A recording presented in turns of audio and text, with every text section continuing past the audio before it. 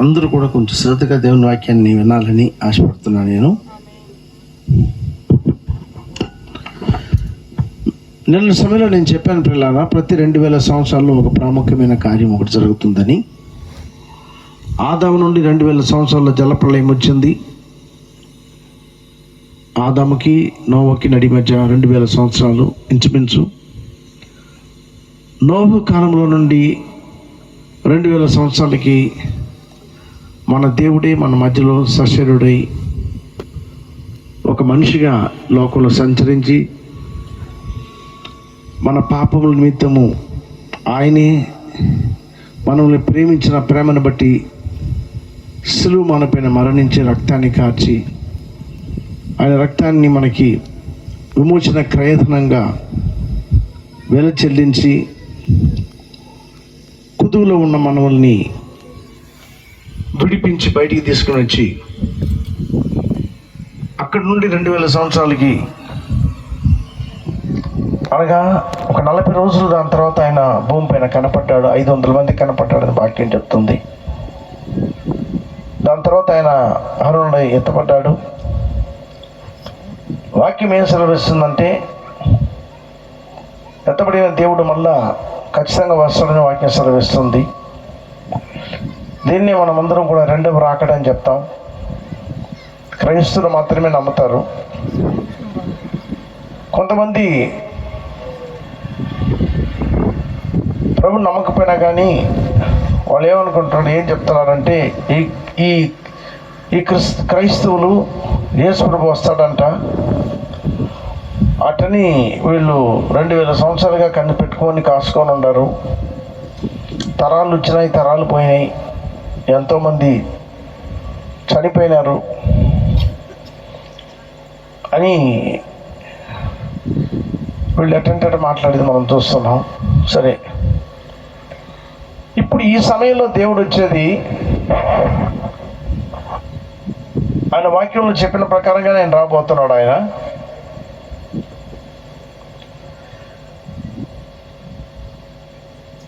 ఇంతకు ముందు అనగా 2000 సంవత్సరాలకు మునుపు మన ప్రభువైన యేసుక్రీస్తు భూమి పైన వచ్చినప్పుడు అట్లా దాంట్లో ఒక తప్పు కనిపెట్టాలని చూశారు.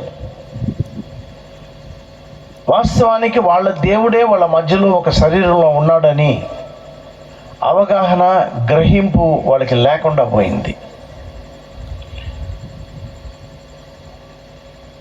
యూదుల దగ్గరికి వచ్చిన దేవుడు, ఇశ్రాయేలీయుల దగ్గరికి వచ్చిన దేవుడు,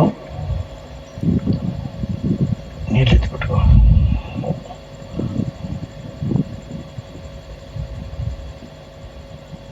ఆ రోజుల్లో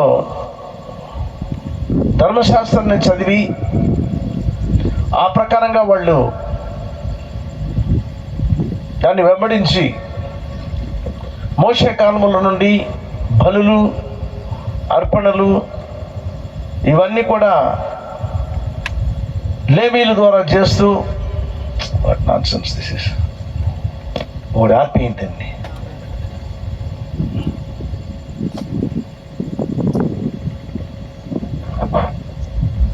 అప్పుడు ఉన్నప్పటికీ కూడా పిల్లరా, కంఠోపాఠంగా పాత నిబంధన అంతా కూడా వాళ్ళకి అనగా తోరా అంటారు. మొదట 5 పుస్తకాలు యూదుల యొక్క గ్రంథం, అది మోషే రాసింది.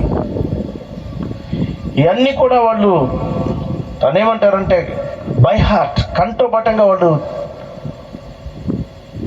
వాటిలన్నిటి కూడా చేసేవాళ్ళు. బలులు ఎట్ట చేయాలా, ఏ విధంగా చేయాలా, ఎట్టివ్వాలి, దహన బలులు ఎట్టివ్వాలి, అనేక బలులు అన్నీ చేశారు. అయితే ఇవన్నీ కూడా భవిష్యత్తులో రాబోతున్న ప్రభువైన యేసుక్రీస్తుకి సాదృశ్యంగా జరిగినాయి ఇవి. ఎగ్జాంపుల్గా దాని తర్వాత ఆయనే మెస్సయ్య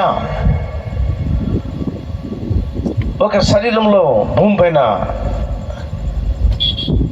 ఒక కన్యక ద్వారా ఈ లోకానికి వచ్చి 33.5 సంవత్సరాలు ఈ భూమి పైన తిరిగి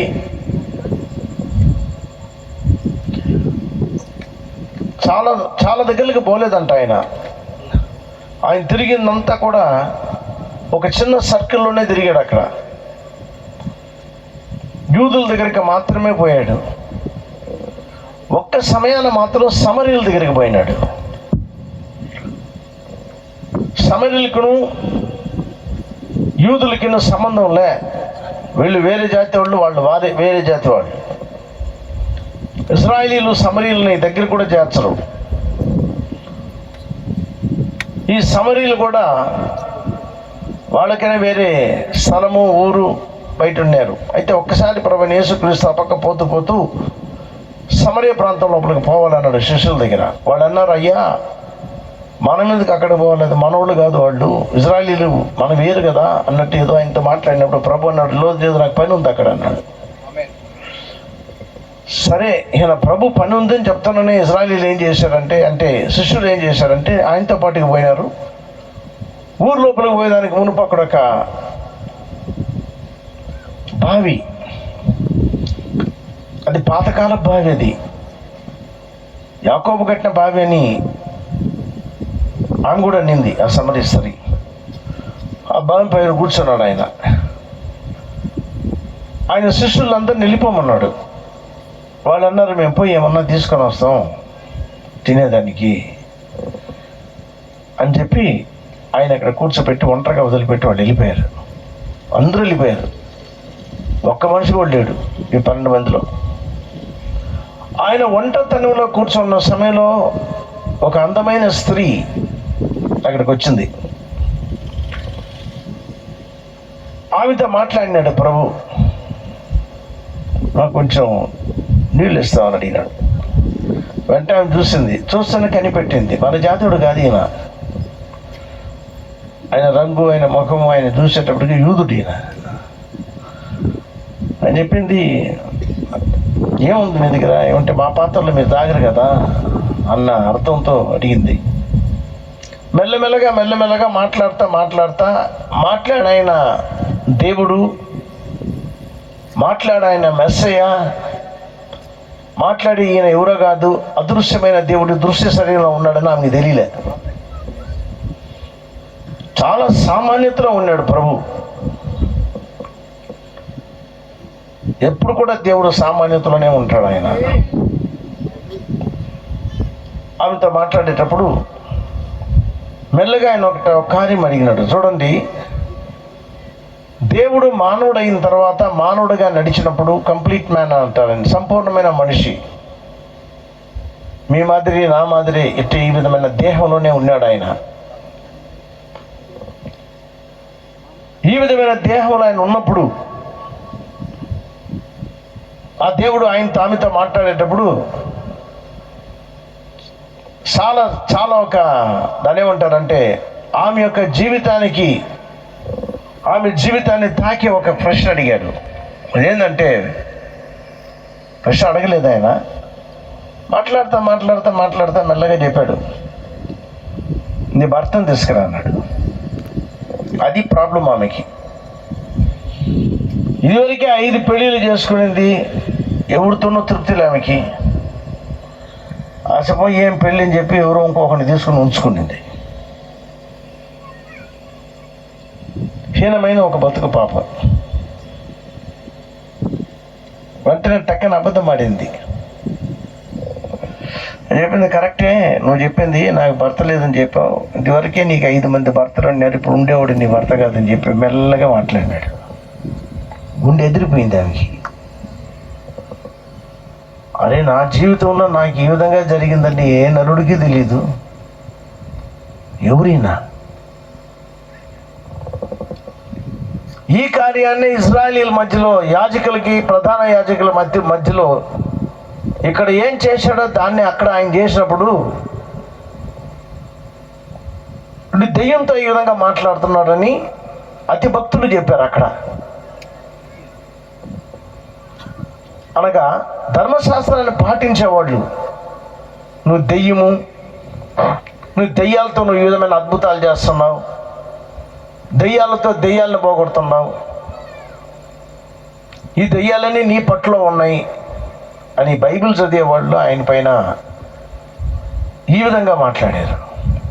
పాపి, అసహ్యమైన జీవితం జీవిస్తున్న ఒక స్త్రీ ఎందుకు ఒంటరిగా వచ్చిందంటే ఊరిలో కూడా పంపిరు వాళ్ళ ఆడపిల్లకాయలు, దీంతో ఇది బలి చెడ్డది, ఇది ఎవరు బోబాకండి దాంతో అని. ఆమెతో మాట్లాడేటప్పుడు ఆమె గుర్తుపట్టింది, ఒక ప్రవక్తని నేను కనుగొంటున్నాననేది. నేను ఈ విధంగా చిన్నప్పుడు విని ఉంటాను. చిన్నప్పుడు నేను చర్చికి పోయేటప్పుడు మెస్సేజ్ వస్తాడు, మెస్సేజ్ విధంగా హృదయ రహస్యాలు చెప్తాడని, నీతో మాట్లాడే ఆయనే నేను అన్నాడు. ఒక్క స్త్రీకి మాత్రమే బయలుపరిచాడు అక్కడ.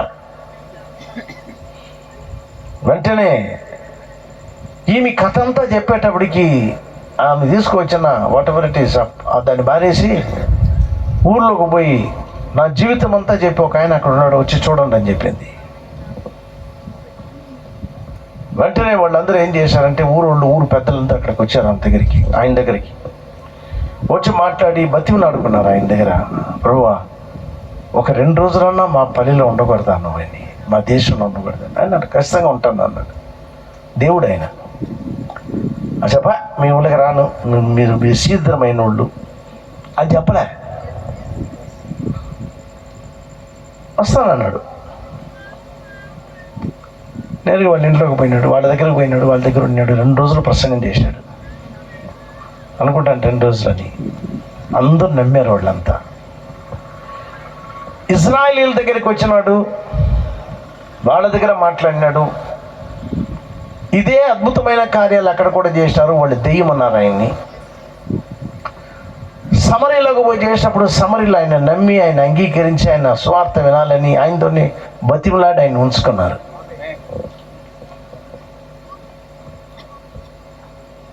అయిపోయింది. ఇశ్రాయేలుతో మాట్లాడినాడు ఆయన, సమరీలతో మాట్లాడినాడు. 3వ జాతి ఒకటి ఉంది, అన్యులు. మనమందరం అన్యులమే. అన్యులైన మన దగ్గరికి శరీరంలో రాలే. అన్యులు తీసుకున్నావా? 2000 సంవత్సరాలుగా అయిపోయింది. 2000 సంవత్సరాలు అయిపోయిన తర్వాత ఇప్పుడు మనం చూస్తున్నాం, ఇది ప్రభు యొక్క రాకడ సమయం.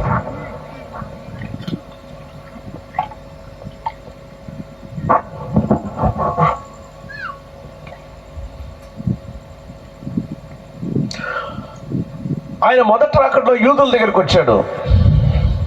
యూదులు ఆయన నమ్మనివ్వకుండా అమ్మేశారు ఆయన్ని. 30 కాసులకి అమ్మినాడు వాడు యూదాసు. దేవుడికి నిర్ణయించిన దాని ఏమంటారు, క్రయం అనేది, డబ్బు అనేది 30 కాసులు సిలువేసి చంపేశారు. ఆయన చనిపోవాలా. ఆయన కానీ చనిపోకపోతే, అట్లాంటి ఘోరమైన సిలువలో ఆయన మరణించకపోయినాడు అనుకోండి, ఆయనలో పారిన ఇమ్మానుయేలు యొక్క రక్తము ద్వారా మాత్రమే మనకి పాపముల నుండి విమోచన. రక్షింపడలేం మనం. ఆయన రక్తము ద్వారా మనకి రక్షణ ఇచ్చాడు. ఇది జరగకుండా పోయి ఉంటుంది. వాళ్ళు ఏం చేస్తున్నారో వాళ్ళకి తెలియకుండానే మెస్సీని సిలువేశారు. ఎగతాళిగా మాట్లాడినాడు. నువ్వు మెస్సీ అయితే దిగిరా అన్నారు. పక్కన ఉన్నవాడు కూడా అన్నాడు, ఒక దొంగ, నిన్ను రక్షించగా మమ్మల్ని కూడా రక్షించని.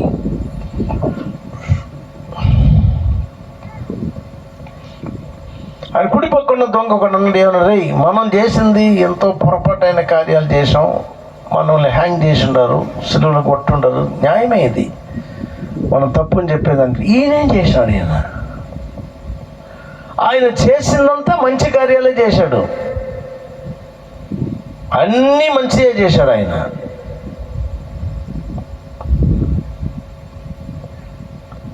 అయితే వాళ్ళు అర్థం చేసుకోలేకపోయినారు. ఈ మంచి కార్యాలు చేసిన ఈయన ఎవరో కాదు, యెహోవా దేవుడు ఆయనే. ఈరోజు ఆయన యెహోవా దేవుడు అంటే ప్రసంగికులు మనల్ని అది ఎట్ట అంటావు అంటారు వీళ్ళు. అందరు కాదులేండి, కొంతమంది. దైవత్వాన్ని క్రైస్తవం ఈరోజు అర్థం చేసుకోలేకపోయింది. అసలు నీ దేవుళ్ళు ఎన్ని దేవుళ్ళనే తెలియలే. కొందరేమో 3 దేవుళ్ళు అంటే, కొందరేమో 2 దేవుళ్ళు అంటే, కొందరైతే 3 ఒకటిగా ఉన్నారంటే. ఈ రాకడ గురించి ఎక్కడ మాట్లాడేది మనం? దైవత్వాన్ని గురించే ఒక అవగాహన లేని క్రైస్తవ జీవితం అయిపోయింది.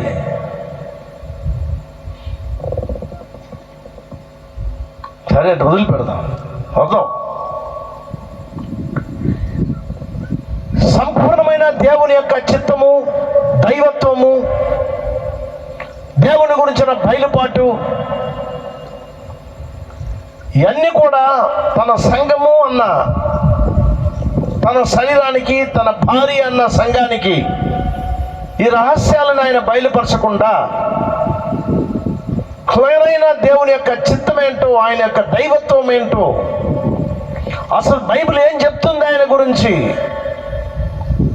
ఈరోజు ఇక్కడ కూర్చోన్న చక్కని ప్రజలైన మీరు ఎవరో నేర్పించింది పెట్టుకొని మీరు మాట్లాడుతున్నారు అంతే. మీరు ఎక్కడికి పోతారో, ఏ సమయానికి పోతారో, ఏ సంఘానికి పోతారో, అక్కడ ఏం నేర్పిస్తున్నారో అదే నీ దేవుడు అయినారు. అంతేనా? నేను కూడా ఒక సంఘ శాఖలో ఉండే బయటకు వచ్చాను. మా పాస్టర్ గారు హీబ్రూ చదివిన, MTH చదివినాడు, చనిపోయాడు. పెద్దోడు, భలే ప్రసంగం చేస్తాడు. 15, 16, 17 సంవత్సరాలంతా ఆ సంఘంలో కూర్చొని నేను వినేటప్పుడు నాకు ఒక క్వశ్చన్ వచ్చేది. ఏంటంటే, అసలు మన దేవుళ్ళు ఎన్ని దేవుళ్ళు? బైబిల్లో మనకి ఎన్ని దేవుళ్ళ గురించి మాట్లాడుతుంది? చెప్తున్నారు ఏదో నీతి కథలు చెప్తారు, ఏమి బాగానే ఉండే, ఏ చేయకూడదు, ఏ చేయకూడదు అంతా ఓకే. అసలు పాయింటే రావాల మనకి. ఎవరు ఈయన? యేసుక్రీస్తు. ఈయనకి దేవునికి ఉన్న సంబంధం ఏమిటి? అసలు ఈయన ఎవరు? ఈయన కొన్ని క్వశ్చన్లు అడిగేటప్పుడు వాళ్ళు ఏమంటారు, నువ్వు పెద్ద రీతి అర్థం చేసుకుంటావు లేవయ్యా అని చెప్పేస్తారు. చిన్న వయసు, ఏదో హృదయంలో పెద్ద పరిశుద్ధుని కాదు నేను. సంఘశాఖలో నేను ఉన్నప్పుడు పొద్దునేమో చక్కగా చర్చికి పోతాం, మధ్యాహ్నం అయితే సినిమాకి పోతాం. అది మా భక్తి. పొద్దున మనం దాని పేరు చర్చికి వెళ్ళిపోతే ఓకే, సాయంకాలం 3 గంటలకంతా సినిమాలకు పోతాం, పోయేసి ఇంటికి వస్తాం. ఇదే రొటీన్, నేను జరుగుతూనే ఉంది. మీరు ఎంతమంది ఆ విధంగా ఉండారో నాకు తెలీదు. ఒక తృప్తిలే. నువ్వు పెద్ద ప్రసంగుడుగానే ఉండొచ్చు, తప్పుడు కాలే ప్రసంగం చేసి దేవుని దగ్గర ఏం చెప్తావు నువ్వు? అసలు నీకే అర్థమవున దైవత్వాన్ని గురించి మాట్లాడి ఆ దేవుడి దగ్గర పోయి ఎట్లా నిలబడతావు? మన జీవితం ఎట్ట ఉందంటే, మన దేవుణ్ణి చూడము అన్నట్టుంది. ఒకరోజు ఖచ్చితంగా నిలబడతారు మీరు. నీవు కానీ నీ పాపాన్ని నీ జీవితంలో నుండి తీసివేయకపోతే, నాలో పాపము లేదు అన్న ఒక స్థితికి నువ్వు కానీ రాకపోయినావంటే ఖచ్చితంగా దేవుని రాజ్యం చేరలేవు. అది ఎట్ట బ్రదర్? దేవునికి మనకి తేడా ఉంది కదా. యేసయ్య ఆయన దేవుడు. ఆయన కొంతమంది ఆయన 2వ దేవుడు అంటారు, కొంతమంది ఆయన 3వ దేవుడు అంటారు, కొంతమంది నమ్ముతారు ఆయన దేవుడు అండి. ఓకే, నమ్మినా కానీ మైండ్లో ఒక ఇంకా ఏముందంటే గలిబిలిగా జరుగుతానే ఉంది మైండ్లో. ఏమంటే బోధలు అట్టు ఉన్నాయి.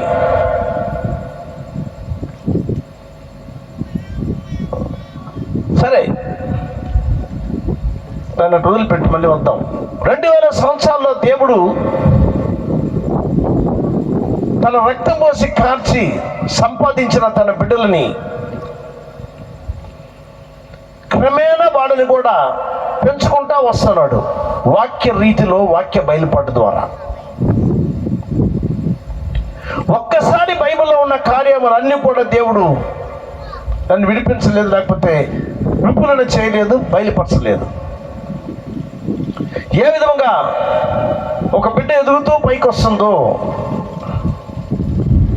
ఒక తల్లి ఒక మనిషిగా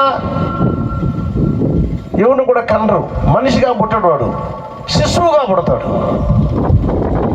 శిశువుగా పుట్టి మనిషిగా పెరుగుతాడు. బైబిల్లో చాలా కార్యాలు ఉన్నాయి. నిన్న 2 కార్యాలు మీకు చెప్పాను. దీంట్లో దేవుడు కార్యం చెప్తున్నాడు. అక్కడ ఏమంటున్నాడంటే, టైం లేదు దానివల్ల మనం ఏని చదివిన కార్యం జ్ఞాపకం ఉంటాయి. దాన్ని ఏమంటున్నాడు, కొండను చూసి నువ్వు లేచిపోయి ఎక్కడ పడాలా, సముద్రంలో పడు అని చెప్తే మీరు చెప్పినాడు జరుగుతుంది అన్నాడు యేసు ప్రభు. మళ్ళా మరి లూకాలో ఏమంటాడంటే, లూకాలో కమ్మడి చెట్టును చూసి, నేను మాట చెప్తున్నాను ఏంటో, మరి నీ వేలతో కూడా పెళ్ళగించుకొని పోయి సముద్రంలో పోయి నాటపడని చెప్తే మీరు చెప్పినట్టు జరుగుతుందని వాక్యం అని చెప్పాడు. అయితే నిజంగానే ఈ 2000 సంవత్సరాల్లో చరిత్రలో కూడా మనం చూసామంటే ఎన్నో అద్భుతాలు చేశారు మనుషులు, పెద్ద పెద్ద కార్యాలు చేశారు, అన్నీ చేశారు. కానీ ఈ 2 వచనాలను కూడా ఎక్కడ కూడా ఏ మానవుడు చేసినట్టు ఎక్కడ చరిత్రలో లేదు. నేను అడిగిన దేవుణ్ణి, ప్రభా నువ్వు చెప్పింది అబద్ధమేం కాదు, నమ్మతా, చేసిన ఒక మనిషిని చూపి నాకు. జాగ్రత్తగా వినండి, బైబిల్లో రాసిన కార్యం జరిగే తీరాలా.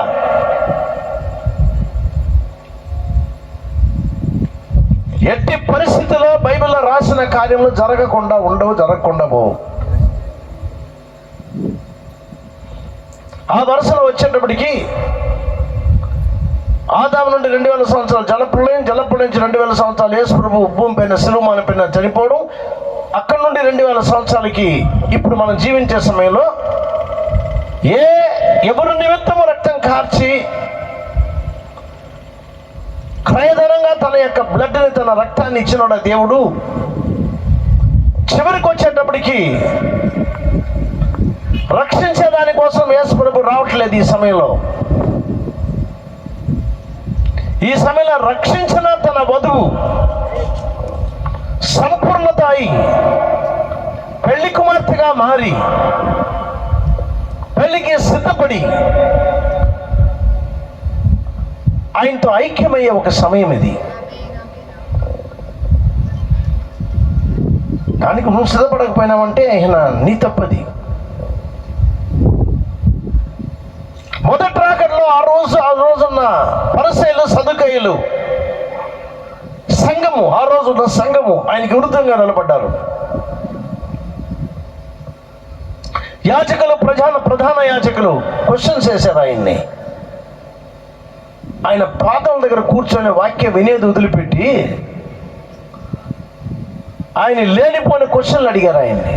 ఇట చేస్తే అట్ట, అట చేస్తే అట్ట, అదట్ట, ఇదట్ట అని అందరికీ జవాబిచ్చాడు ఆయన. ఎందు నిమిత్తము యేసుక్రీస్తుని దేవుడుగా వాళ్ళు అంగీకరించలేకపోయినారంటే ఆయన యొక్క సామాన్యత, హంబుల్నెస్, చాలా సామాన్యత వచ్చినాడు. ఆయన మనిషిగానే తిరిగాడు, పాపులతో కూర్చొని తిన్నాడు. ఒక పుస్తకం ఇంటికి పిలిస్తే కూడా వాడి ఇంటికి పోయినాడు ఆయన.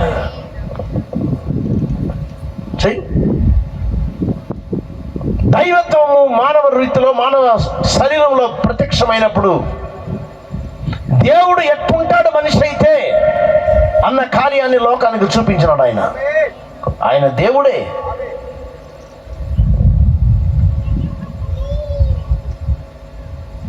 ఒకసారి నిజంగా జరిగిన కథ ఇది. పాపం ఒక ఆయన, ఒక గుంపు వచ్చిన గ్రూప్ పీపుల్ ఏం చేశారంటే ఒక పాస్టర్ గారు ఇంటికి పోయినారు. హాల్ అంతా నిండిపోయింది, స్థానం లేదు కూర్చున్న దానికి. లోపల బెడ్ ఒకటి ఉంది, ఆ బెడ్ పైన పోయి కూర్చున్నాడు ఒక ఆయన. ఖాళీ కూర్చొని 2-3 కూర్చున్నప్పటికి పాస్టర్ వచ్చాడు లోపలికి. ఆయన ముఖమంతా మారిపోయింది.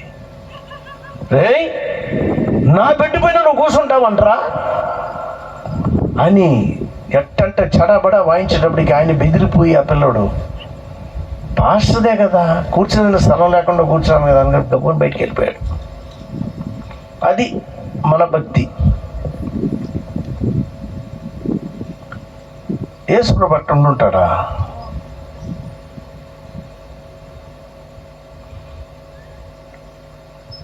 ఎందుకు మనకి ఆ రోజు ఉన్న క్రైస్తవత్వానికి మనకున్న క్రైస్తవత్వానికి చాలా తేడా ఉంది. 2000 సంవత్సరాల్లో మన భక్తి, మన విశ్వాసం అంతా కూడా క్షీణించిపోయింది. క్రైస్తవులన్న పేరు మాత్రమే ఉంది కానీ క్రైస్తవులకు ఉండాల్సిన క్రియలు కనపడడంలే. సంఘం ఎదిగింది, పిల్లలు ఎదిగితే చాలా. బైబిల్ చెప్తున్న ప్రవచన వాక్యము ఎత్తబడే సమయంలో సంఘం అనేది ఎట్ట ఉండాలి,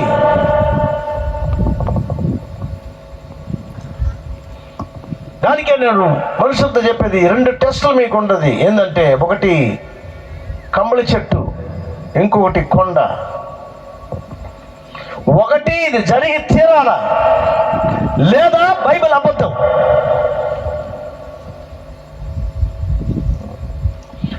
సర్దుకొని పోయేదానికిలే. యేసు ప్రభు ఈ లోకంలో ఉండేటప్పుడు ఆ దేవుడు ఏమన్నాడంటే, నన్ను విశ్వసించేవాడు నేను చేయు క్రియలను కూడా చేస్తాడు. 14వ అధ్యాయం యోహాను రాసిన సువార్తలో వీటికన్నా గొప్ప కార్యాలు చేస్తాడని చెప్పాడు. అప్పుడు చేసి తీరాలి కదా. ప్రాబ్లం ఏంది? ఎక్కడ ఉంది సమస్య? ఎందుకు చేయలేకపోయినాం? కారణం ఏంటి? స్కూల్లో పిల్లల్ని చేరేస్తారు. పిల్లల్ని చేర్చేది కాదు, వాడు ఎగ్జామ్కి పాస్ అవ్వాలి, పరీక్షల్లో పాస్ అవ్వాలి ఆ పిల్లోడు. మా దగ్గర 1000 మంది ఉంటారంటే అది వాడు న్యూస్లెస్. ఆ 1000 మందిలో 10 మంది అయినా పాస్ అవుతారా? అది బైబిల్ ఏం చెప్తుంది? దీన్ని మనకి నేర్పించే వాళ్ళు ఎవరు? మనకి దీన్ని నేర్పించాలంటే దీంట్లో ఉన్న కార్యాలను పాటించి ఆ బైబిల్ ఏం చెప్తుందో దాన్ని తన జీవితంలో చేసి, వాక్యం చెప్తుంది ఆయన నిన్న నేడు నిరంతరం ఏకరీతిగా ఉన్నాడని. దానికనే సంఘాలు చేయలేకపోయినాయి. నేనున్న సంఘం కూడా చేయలేకపోయింది. అంటే సంఘం చేయలేకపోయిందంటే తెలియలే వాళ్ళకి ఎట్ట చేయాలని. బైబిల్ మారదు, అది దేవుని యొక్క వాక్. అది బైబిల్లో ఉన్న ప్రవచన వచనములు జరిగి తీరుతాయి. రాకడ ఖచ్చితంగా జరుగుతుంది. మీకు కార్యం చెప్పాలా, రాకడ జరుగుతుందని చెప్పేదానికన్నా రాకడ ప్రారంభమైపోయింది. మాకు తెలియదే. నీకు తెలియదంటే నువ్వు నిద్రపోయినావు అంతే. ఒకరోజు ఖచ్చితంగానే రాకడ జరుగుతుంది. నీ రాకడ జరగాలంటే నిశ్చయంగా సంఘం అన్న వధువు సిద్ధపడి ఉండాల. ప్రకటన గ్రంథంలో ఒక వాక్యం ఉంది.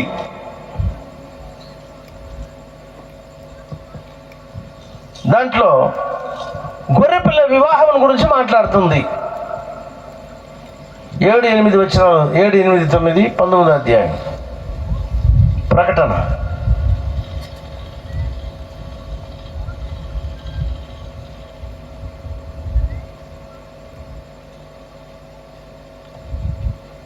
ఏమైనావు నువ్వు? ఉన్నా సార్. కట్ట కూర్చో, పక్క కూర్చో, మేన కూర్చోపాక. మరియు దానికి బైబిల్ పెట్టుకోవాలి చేతిలో. ఆమె ధరించుకున్నటకు ప్రకాశములను నిర్మలమునైన సన్నపు నారబట్టలు ఆమెకి ఇవ్వబడెను. 7 నుంచి చెప్పాను నేను చదవమని. అప్పుడు గొప్ప జనసమూహ శబ్దమును, విస్తారమైన జలముల శబ్దమును, బలమైన ఉరుముల శబ్దమును పోలిన ఒక స్వరము, సర్వాధికారియు ప్రభువునగు దేవుడు ఏలుచున్నాడు, ఆయనను స్తుతించుడి. గొర్రెపిల్ల వివాహోత్సవ సమయం వచ్చినది, గొర్రెపిల్ల వివాహ ఉత్సవ సమయం వచ్చినది. ఆయన భార్య తన్ను తాను సిద్ధపరచుకొని ఉన్నది. ఆయన భార్యలు కాదు, అంటే వింటున్నారా లేదా? భార్యలు కాదు. ఊళ్ళో ఉండే వాళ్ళంతా మేము ఆయన భార్యని చెప్పుకొని తిరుగుతున్నారు. మంచిదే చెప్పుకొని. ఆయన భార్య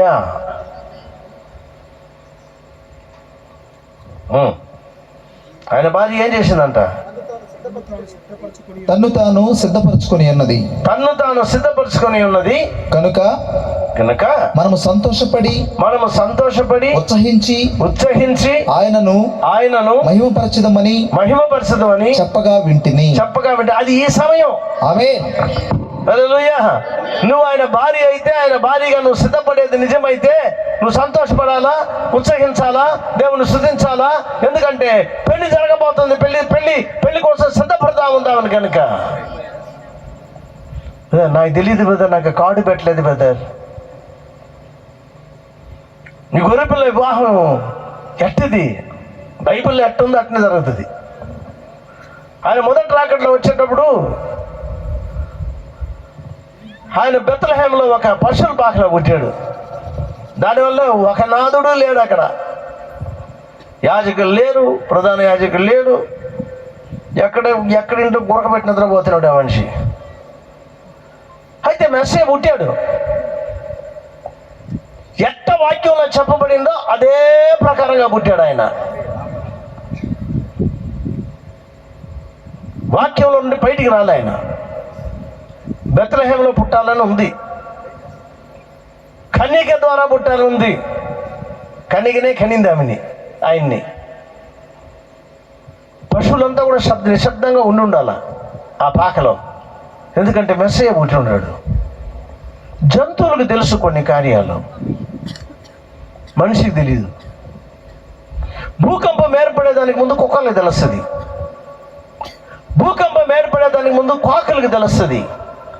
భూకంపం ఏర్పడేదానికి మునుపు ప్యారెట్స్, చిలుకలకి, పిచ్చుకలకి, అడవి జంతువులకి ఏదో వాటికి తెలుస్తుంది ఏమో జరగబోతుందని. పారిపోతాయి అన్నీ వెళ్ళిపోయిన తర్వాత దిగుదిగుదిగుదిన భూమికి వెళ్తుంటే వీడు నిద్రపోయేవాడు చేస్తాడు. వీడు ఇక్కడ మనిషి సైన్స్ పైన ఆధారపడ్డాడు. ఎక్కడన్నా భూకంపం తర్వాత మిషన్ చూపిస్తుంది, రెక్టర్ స్కేల్ అన్న దాంట్లో చెప్తారు 3.5 జరిగింది, 5.5 జరిగింది, 6.5 జరిగింది, 7 జరిగింది, 8 జరిగిందని. 7 అంటేనే లక్షల మంది చచ్చిపోతారు. జ్ఞానం వల్ల తెలివి పైన ఆధారపడ్డాడు. అయితే అవి అట్టగాది దేవుడిచ్చిన సెన్స్ పైన ఆధారపడుతున్నాయి. ఏదో జరుగుతుంది వాటికి శరీరంలో, వెంటనే పారిపోతాయి.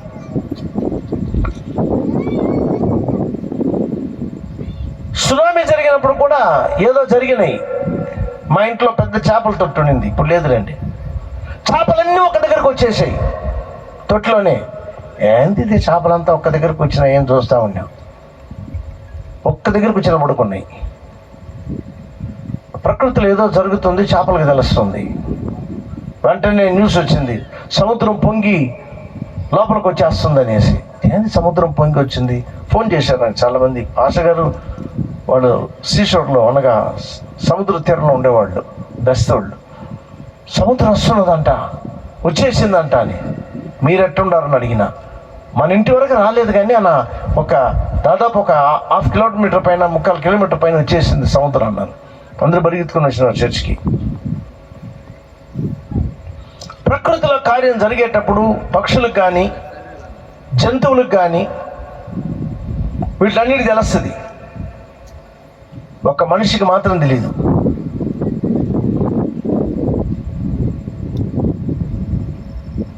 నోవా ఓడను కట్టినప్పుడు ఏ జంతువుకు తెలిసిందో అవన్నీ లోపలికి వెళ్ళిపోయినాయి. ఏదో జరిగింది, వాడికి తెలుస్తుంది. అరే మన సేఫ్టీ, మనం రక్షించుకోవాలంటే ఈ ఓడ లోపలికి పోతే మాత్రమే మనకి రక్షణ. ఈ నావ లోపలికి పోతే రక్షణ అని చెప్పి అన్ని కూడా లోపలికి వెళ్ళినాయి. ఇది ఏదో బురుడి కథలు అనుకోపాకండి. నోహు దినంలో జరిగిన ప్రకారమే ఈరోజు తన బిడ్డలైన తాను ఏర్పరచుకొనిన జగదుత్పత్తికి మునిపే తన బిడ్డలని చూశాడు ఆయన. వాళ్ళందరూ ఖచ్చితంగా వాళ్ళని కాపాడాలంటే ఏ విధమైన కార్యాల నుంచి వాళ్ళని కాపాడాలా? మొత్తం 24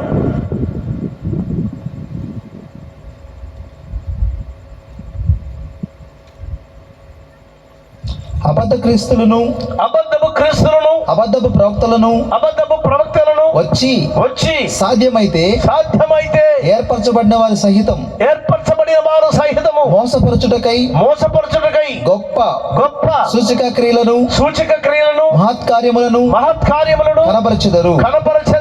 ఇదిగో ముందుగా నేను మీతో చెప్పి ఉన్నాను.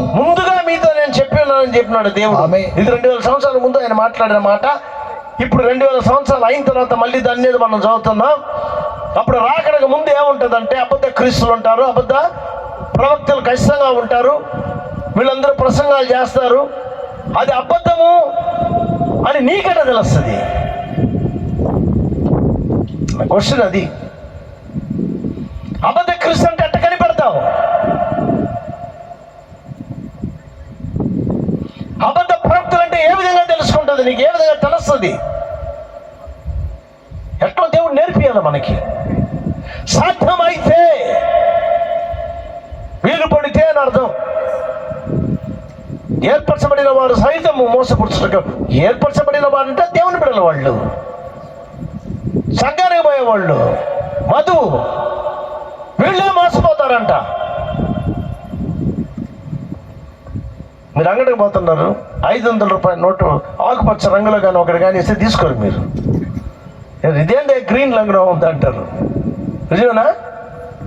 500 రూపాయల నోట్ని ఎరుపు రంగులో ఇచ్చినాడు అనుకోండి, ఖచ్చితంగా తీసుకోరు. 500 రూపాయల నోట్ని బ్లూ రంగులో ఇచ్చినాడే తీసుకోరు మీరు. ఏ రంగులో ఇచ్చినా తీసుకోరు, అది బూడిద రంగులో ఉండాలి. అది అట్ట వాళ్ళు ఉన్న ఆ రంగులో ఇచ్చినా కానీ మా వాళ్ళు బ్యాంక్ పోతామంటే 3-4 500 రూపాయల నోట్లు ఇచ్చేస్తాం. సార్ ఎన్ని డూప్లికేట్ నోట్లు అని. ఏందబ్బా ఇది? మేము కొడుతున్నామంటే సార్ మీ దగ్గర ఎవరు చేశారు, ఇది మేము తీసుకున్నాం. వాడు పర్సన్లో చెప్తున్నాడు, ఎవరు క్లర్క్ అక్కడ. దానికి ఇప్పుడు ATM మిషన్స్ ఉన్నాయి. ఆ మిషన్లో పెడతాను. ఆ మిషన్ కూడా ఏం చేస్తుంది, ఇన్ఫ్రారెడ్లో కనిపెడుతూ ఉంటుంది. కనిపెట్టి టప్పు నిలబడిపోద్ది. ఎందుకు నిలబడింది? మళ్ళా పెట్టి చూడండి, టప్పు నిలబడుతుంది అక్కడికి వస్తుంది. ఎందుకంటే అది డూప్లికేట్ నోట్ అని మిషన్కి తెలుస్తుంది. ఆ మిషన్లో ఏదో సెన్సార్ పెట్టాడు. దీనికి నేర్పిస్తారు ఆ క్లర్క్లకి. వాళ్ళు రూపాయలు లెక్క పెట్టేటప్పుడు చేతిలో వాళ్ళకి తగులుతుంది. వాళ్ళకి దీంట్లో ఇదేదో ఇది తేడాగా ఉంది పక్కన పెడతారు. మిషన్లో పెట్టి చూస్తే చెప్తుంది ఇది డూప్లికేట్ నోట్ అని.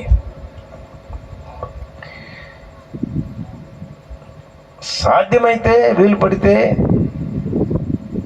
వాక్యం చెప్తుంది, ఏర్పరచబడిన వారు సైతం మోసపరచడం కంటే నువ్వు ఏర్పరచిన వాడు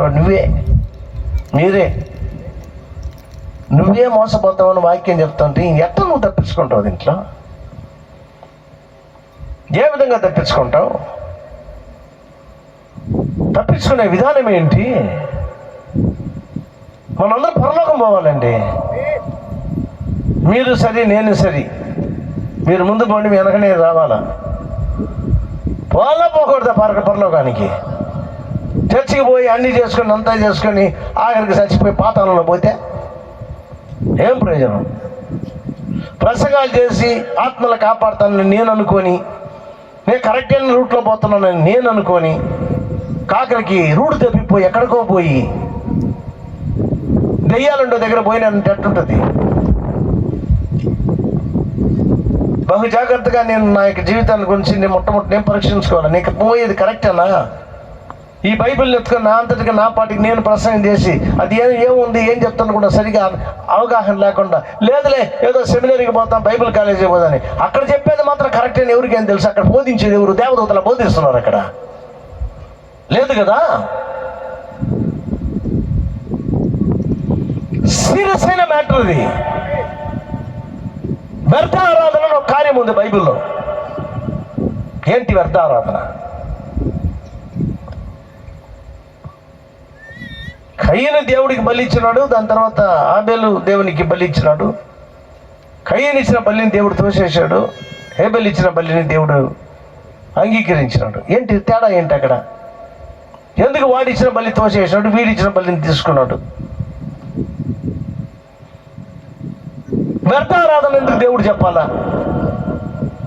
ఆరాధన చేస్తున్నా బాగానే ఉంది, హల్లెలూయా స్తోత్రం స్తోత్రం అంటే అదే ఆరాధన అయిపోద్దా? చెప్పాలా? చెప్పకూడదని చెప్పడంలో నేను. ఎవరి కోసం నీ బలి, ఎవరి కోసం నీ స్తుతి, ఎవరిని ఆరాధిస్తున్నావు నీవు? ఎక్కడ పోతుంది నీ ఆరాధన?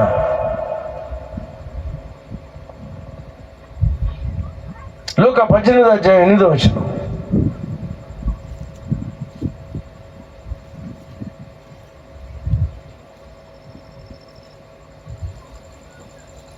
ఆయన వారికి త్వరగా న్యాయం తీర్చును, వారి విషయమే కదా ఆయన దీర్ఘశాంతం చూపుచున్నాడని మీతో చెప్పుచున్నాను.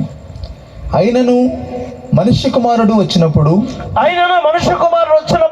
ఆయన భూమి మీద విశ్వాసమును కనుగొనునా, భూమిపైన విశ్వాసమును కనుగొనునా అని ప్రభువే చెప్పేశాడు. ఇది 2000 సంవత్సరాల ముందు జరిగే వాక్యం కాదు ఇది. మనుష్య కుమారుడు వచ్చినప్పుడు, ఆయన రాకడ సమయంలో ఒకటే ఒక మార్గం ఉంది. దీంట్లో నుండి నువ్వు తప్పించుకోవాలంటే బహుశా ఈ కూడికను దేవుడు ఏర్పరిచింది కూడా దానికే. ధైర్యంగా చెప్తున్నా నేను. నువ్వు అంగీకరించినా తిరస్కరించినా సాక్ష్యం అయిపోయింది ఇప్పుడు. ఎందుకంటే దేవుడు ఫోటో ఎత్తేసాడు దీన్ని. నువ్వు నాకు తెలియదని చెప్పేదానికిలే, మాకు తెలియదు sir, no no no no no, నీకు తెలిపేదానికే ఈ మీటింగ్ చేసింది దేవుడు. సామాన్యతలో జరుగుతుంది ఇది, చాలా సామాన్యతలో జరుగుతుంది.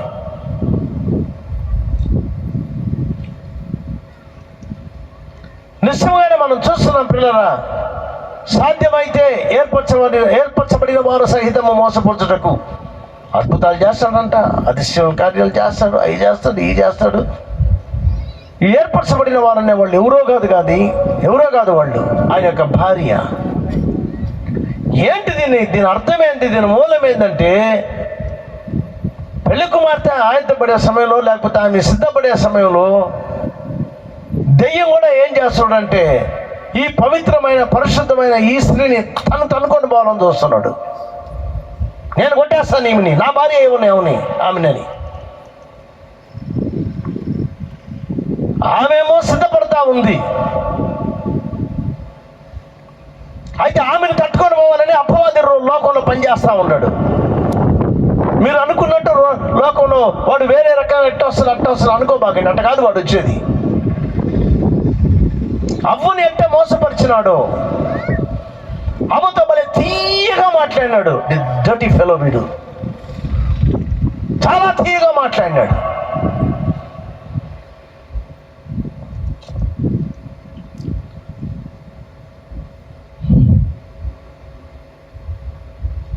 ఒకసారి ఒక అమ్మాయి ఫోన్ చేసింది నాకు. ఎవరమ్మా నువ్వు అన్న.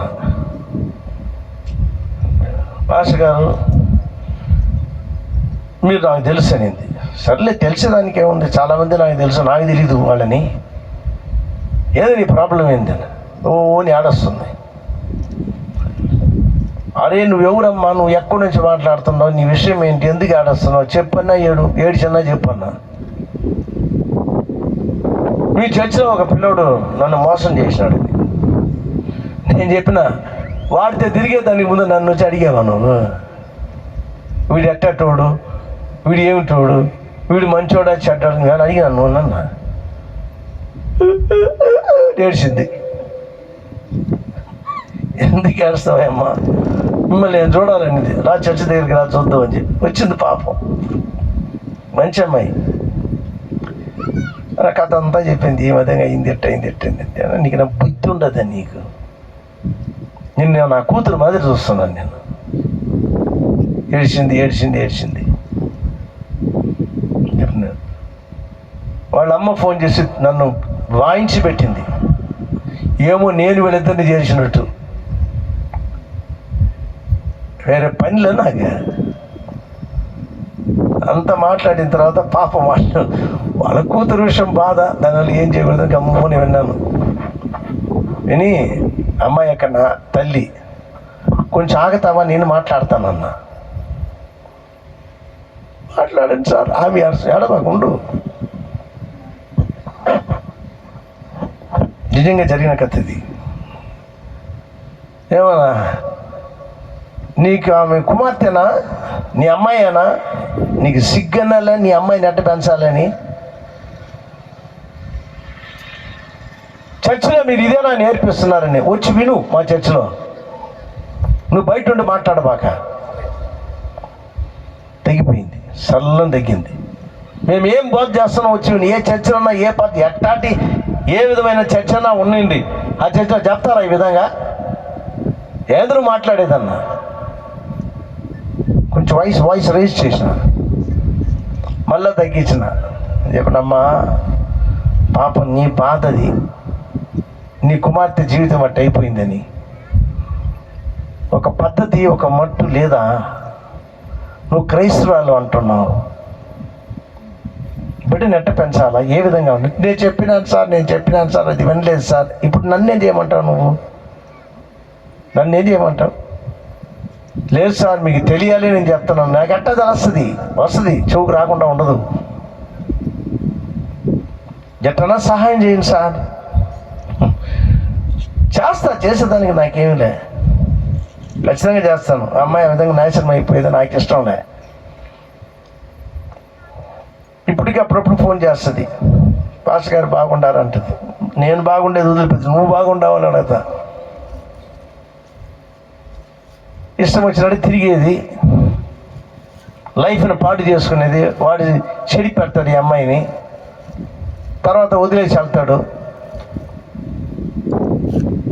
అమ్మాయికి మనసాక్షి ఉంది కాబట్టి వాడినే చేసుకుంటానని ఏడుస్తుంది. ఆడేమంటున్నాడు అని చెప్పి, నేను చేసుకుంటా 2 సంవత్సరాల తర్వాత చేసుకుంటాను అంటున్నాడు వాడు.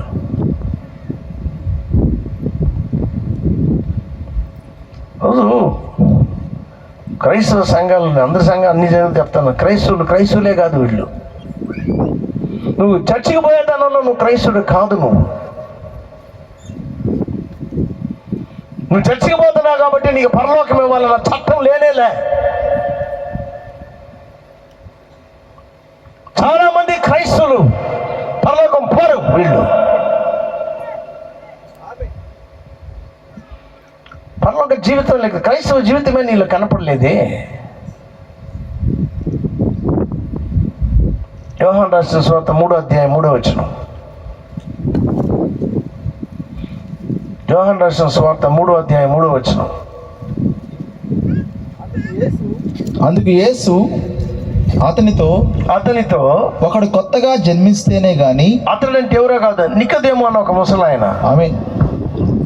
అతడు దేవుని రాజ్యమును చూడలేడని నీతో నిశ్చయంగా చెప్పుచున్నాను నేను. మళ్ళీ చదువు. అందుకు యేసు అతనితో ఒకడు కొత్తగా జన్మిస్తేనే గాని, కొత్తగా పుడితే గాని అని అర్థం. జన్మం అంటే పుట్టుక. నువ్వు కొత్తగా పుడితే గాని అతడు దేవుని రాజ్యమును చూడలేడని నీతో నిశ్చయంగా చెప్పుచున్నాను నేను. నిశ్చయం చెప్తున్నాడు ప్రభువైన యేసుక్రీస్తు. వస్తే ఈ నూతన జన్మ వచ్చిందని అర్థమా?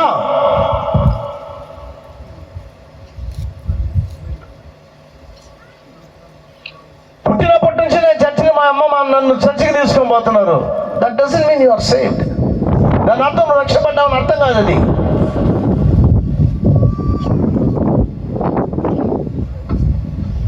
చర్చికి పోకూడదని చెప్పడంలా నేను. చర్చికి పోయిన మాత్రాల్లో నీ జీవితం అనేది మారిపోయిందా?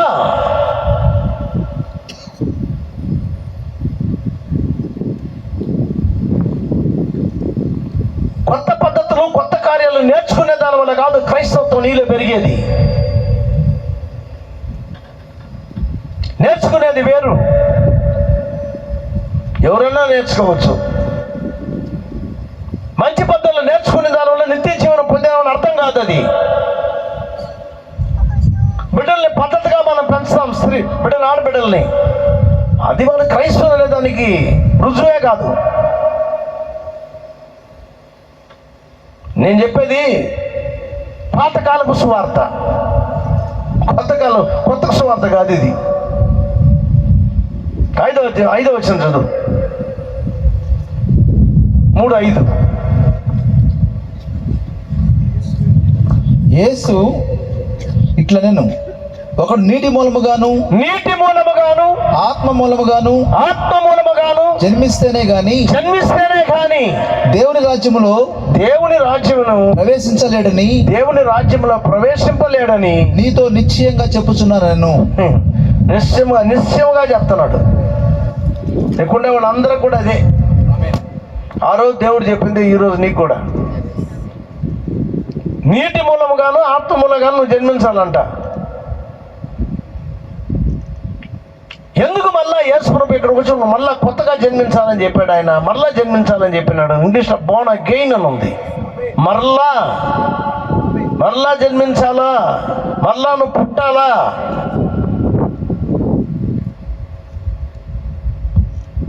తల్లిలోంచి మనం పుట్టి బయటకు వచ్చాం, స్త్రీ గర్భంలోంచి పుట్టి బయటకు వచ్చాం.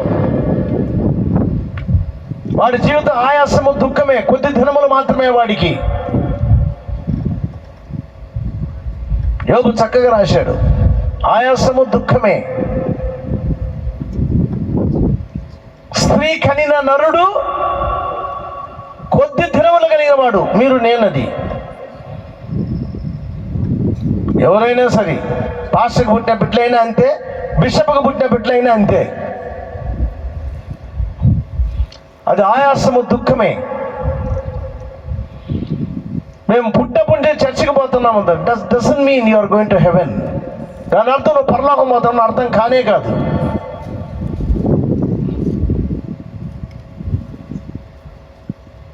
బైబిల్ నేర్పిస్తున్నా కొత్తగా జన్మిస్తున్న అనుభవం అనేది సంఘంలో కనపడకుండా పోయింది. ఈరోజు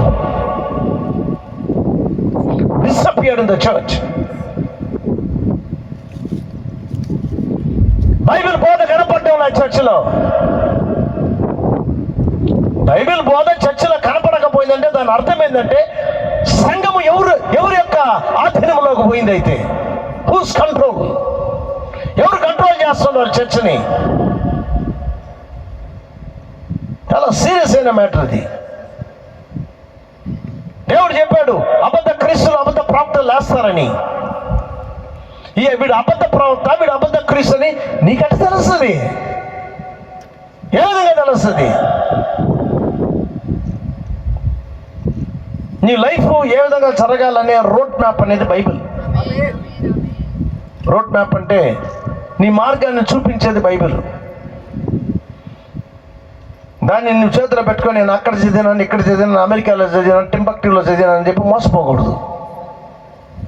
నువ్వు ఎక్కడ చదివినా, నువ్వు చదివిన దానివల్ల, నువ్వు పోయి కాలేజీలో చదివిన దానివల్ల ఈ యొక్క మార్గం అంతా వస్తుందని మాత్రం తెలుసుకోబాకండి. అయిన ఉత్తమాట ఇది. ఈ బైబిల్ రాసిన ప్రవక్తలు ఎవరు కూడా ఏ సమయంలో కూడా బైబిల్ కాలేజీలో చదివిన వాళ్ళు కాదు వీళ్ళు. పరలోకానికి పోవాలంటే బైబిల్ కాలేజీ కాదు కావాల్సింది, బైబిల్ అనుభవం అనేది మనకు కావాలి. బైబిల్లో చెప్పబడిన అనుభవం అనేది నీ జీవితంలో రావాలా. నీవైనా నేనైనా అంత అందరూ ఒకటే. ఏలా ఒక 500 మంది చర్చిలో కానీ ఉన్నారంటే ఆ పాస్టర్ దగ్గరికే పోలేము మనం, బయటికి అంటారు. ఒకవేళ 1000 మంది అయినారంటే ఆయన పెద్ద కింగ్ అయిపోతాడు. ఒకవేళ 2000 మంది అయినారు అనుకోండి, గడప దగ్గర పోలేము మనం. అంతేనా?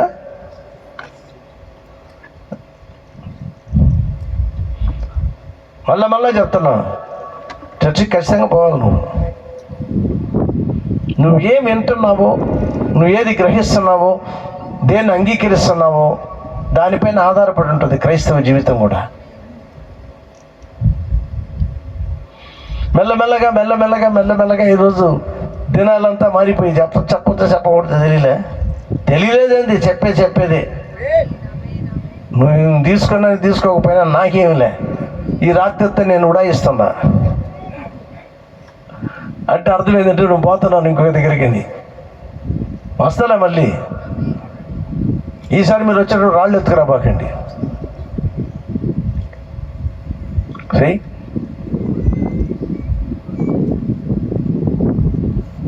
ఏదైనా మనం ఏం చూస్తున్నాం, ఆ టీవీలో ఏది చూస్తున్నాం దాన్ని నేర్చుకుంటున్నాం, టెలివిజన్లో అంతేనా, దాంట్లో ఏది చూపిస్తున్నా అది నేర్చుకుంటున్నాం. మెల్లమెల్లగా పోయినాయి, చీరలు కట్టేదంతా పోతా ఉంది. పోతుందా? మా సిటీలో చూస్తే ఆడపిల్లకాయలు ముందు హాఫ్ చీరలు కట్టుకొని వస్తారు, చీరలు కట్టుకొని వస్తారు. ఇప్పుడు ఎక్కడ చీరలు కట్టేదానికి తెలియలే ఈ ఆడపిల్లకాయలకి.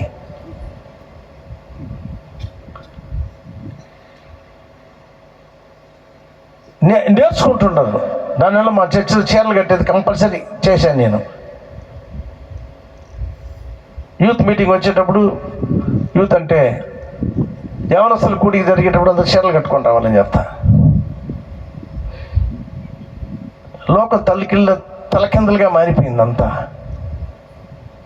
వాళ్ళకే తెలియలే, చెప్పేవాళ్ళు లేరు, నేర్పించేవాళ్ళు లేరు. లోకాన్ని ఒక విధమైన ఆత్మ ఆవరించింది.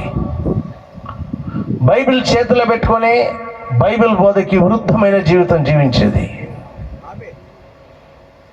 బైబిల్ చదువుతానే మెల్లమెల్లగా ఏమైపోయిందంటే నువ్వు ఎట్టనా జీవించవచ్చు అన్న స్థితికి వచ్చేసారు క్రైస్తవులు.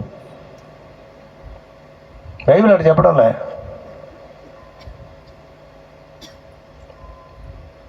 మెల్లమెల్లగా ఆడవాళ్ళు ఏమైపోయినారంటే ప్యాంట్లు తగిలించుకున్నదానికి మలుకున్నారు.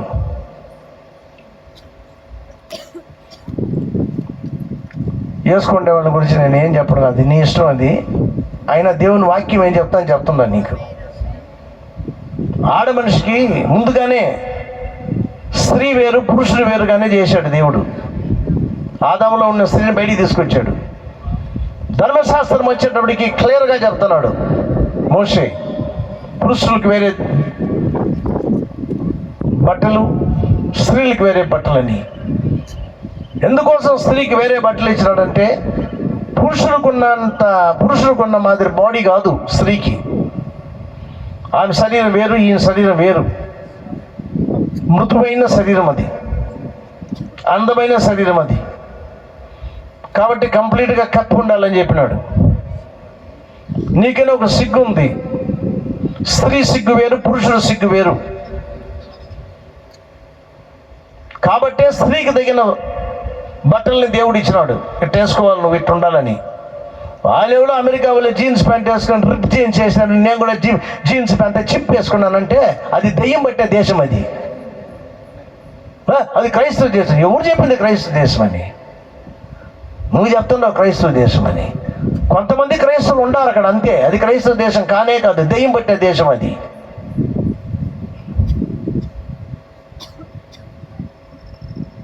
వాళ్ళు నేర్పించినారు, వీళ్ళు నేర్పించినారు, నేర్చుకునేది కాదు. బైబిల్ ఏం చెప్తుంది అది లేదు. బైబిల్ దేవుడిచ్చింది, దేవుని వాక్యం అది.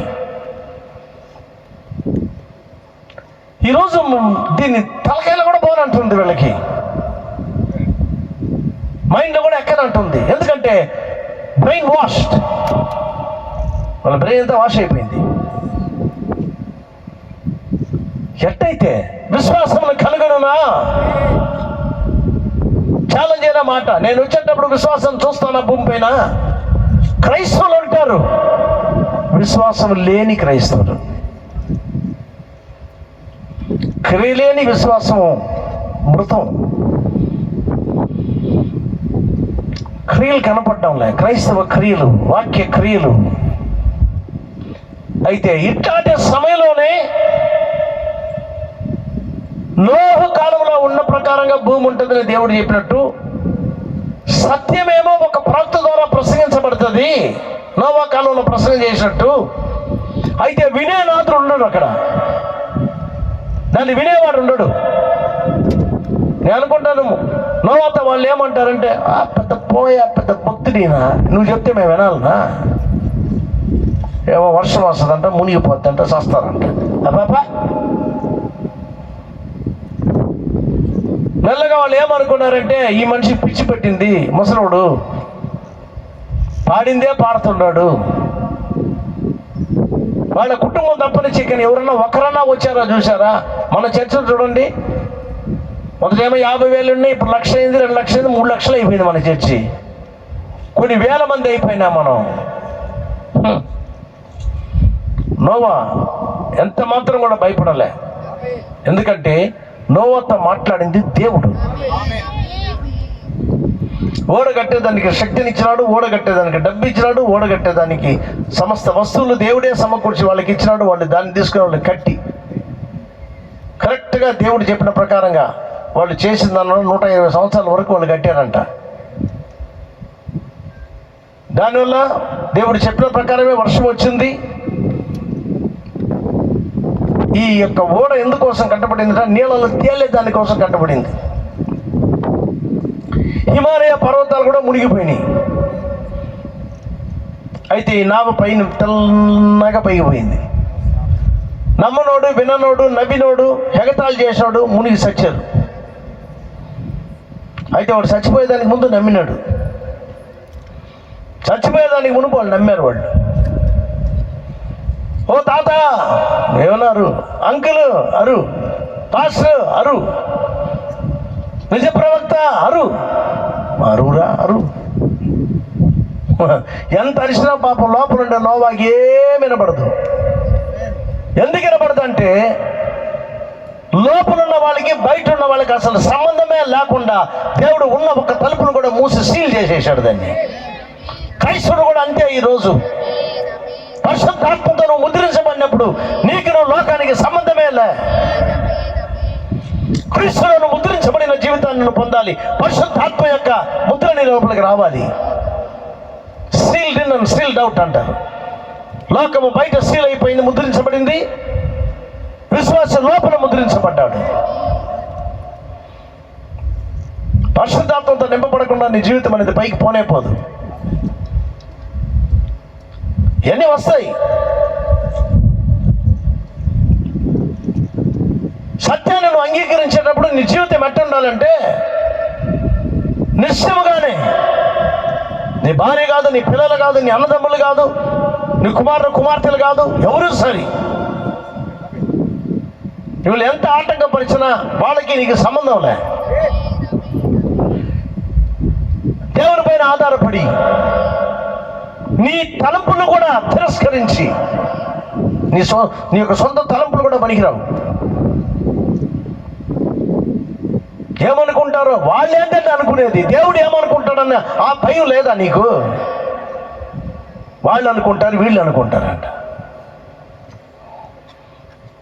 నిత్య జీవం కోసం నీవు కానీ గుర్తించబడి లేకపోతే దేవుని వల్ల ముందుగానే నిర్ణయించబడి కానీ ఉన్నావంటే నిత్య జీవం ఎక్కడ ఉందంటే వాక్యంలో ఉంది. వాక్యమే దేవుడు.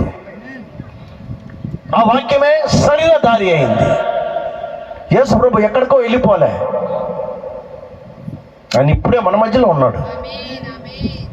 యేసుక్రీస్తు నీకు ఒక సంబంధం ఉండాలి. నీ జీవితాన్ని యేసుక్రీస్తు మారవాలి. నీ పాత జీవితం అనేది సురుమాన్ దగ్గర మరణించాలి. చచ్చిపోవాలి నువ్వు అక్కడ. నీ తాగుడు చచ్చిపోవాలా, నీ సిగరెట్ చచ్చిపోవాలా, నీకు అన్నీ చెప్పుకుంటా పోతాను నేను. ఏ పాపమైనా అక్కడ చావాలి. అక్కడ దైవిక దుఃఖం అనేది నీ లోపలికి రావాలా. నా తెలిసిన వ్యక్తి దానికి మనం కుమిరి కుమిరి దేవుని దగ్గర ఏడవాలి.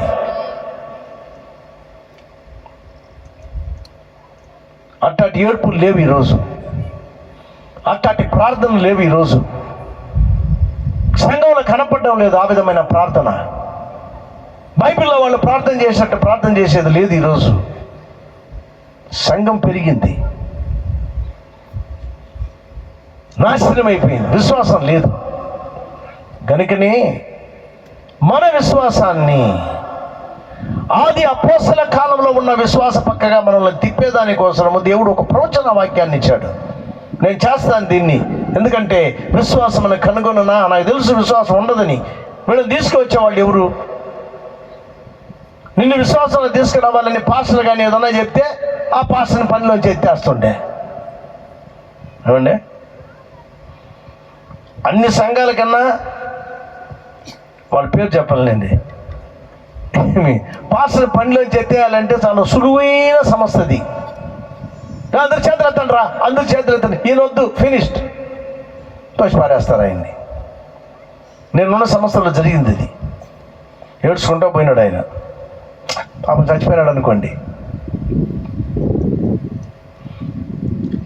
సమస్యలో కానీ కూర్చున్నాడంటే అంతే, ఆ సమస్య నేను అంటే పోవాల్సిందే. ప్రభు కోసం నిలబడినప్పుడు దేవుడు నిన్ను ఖచ్చితంగా ఆశీర్వదిస్తాడు. యేసు ప్రభు కోసం నువ్వు ఏమన్నా చేసి ఏమన్నా వదిలిపెట్టావంటే మళ్ళీ ఆయన వాగ్దానం ఉంది, 100 ఇస్తున్నాడు ఆయన. నమ్మేది ఎవరు? దేవుని కోసం నువ్వు ఏది చేసినా ఆయన నామం కోసం, ఆయన నిమిత్తము, ఆయన నిమిత్తం అనే కార్యం, ఆయన కోసం చేసే కార్యాన్ని మార్చేసినారు వీళ్ళు ఎట్ట మార్చేసినారు? ఒక సెలగట్టు, అది దేవుడికి చేసినట్టు. Non sense. సెలగట్టేది కాదు, అది కట్టేది కాదు. కొత్తగా జన్మించే ఒక అనుభవం అనేది, నువ్వు మరలా కొత్తగా జన్మిస్తేనే, నువ్వు కానీ పుట్టకపోయినావు అంటే అవుట్. నువ్వు స్త్రీ గర్భంలో పుట్టావు, మనం అట్టు పుట్టే ఉండకూడదు. మనం ఆదాము తల్లిలోంచి రాలే, వాక్యమైనది. ఆదామును దేవుడు చేసిన విధానం వేరు, మనం అట్టొచ్చుండాల. అవ్వ తప్పిదం చేసింది, అందరూ స్త్రీల నుంచి వచ్చాం, సరే ఓకే, వెళ్ళిపోయి బయటికి అన్నాడు. ఇప్పుడు ఏదైనా తోటలో ఒక మళ్ళీ పోవాలి మనం. ఏదైనా మనంలోంచి మనం బయటకు వచ్చాం. బయటకు వచ్చిన మనల్ని శుద్ధీకరించి, మనం పోగొట్టుకున్న విశ్వాసాన్ని ఇచ్చి, మనం ఏదైతే పోగొట్టుకున్నామో దేవునితో ఉన్న సహవాసం పోయింది, జీవం పోయింది, విశ్వాసం పోయింది, పవిత్రత పోయింది, పరిశుద్ధత పోయింది, మైండ్ అంతా ఖరాబ్ అయిపోయింది. ఇది మానవ జీవితం ఈరోజు. Total failure. నీ మైండ్ బాగలే, నీ మనసు బాగలే, నీ ఆలోచన బాగలే, నీ చూపు బాగలే, నీ చెవులు బాగలే. నువ్వే పరీక్షించుకుని ఎట్టుంటావని. మరి ఎవరసలు చర్చల కోసం కూడా సినిమాలు చూస్తుంటారు. చర్చల కోసం టెక్స్ట్ మెసేజ్లు పంపిస్తున్నాడు, ఐ లవ్ యూ. లేదా జరగడం లేదా ఇది?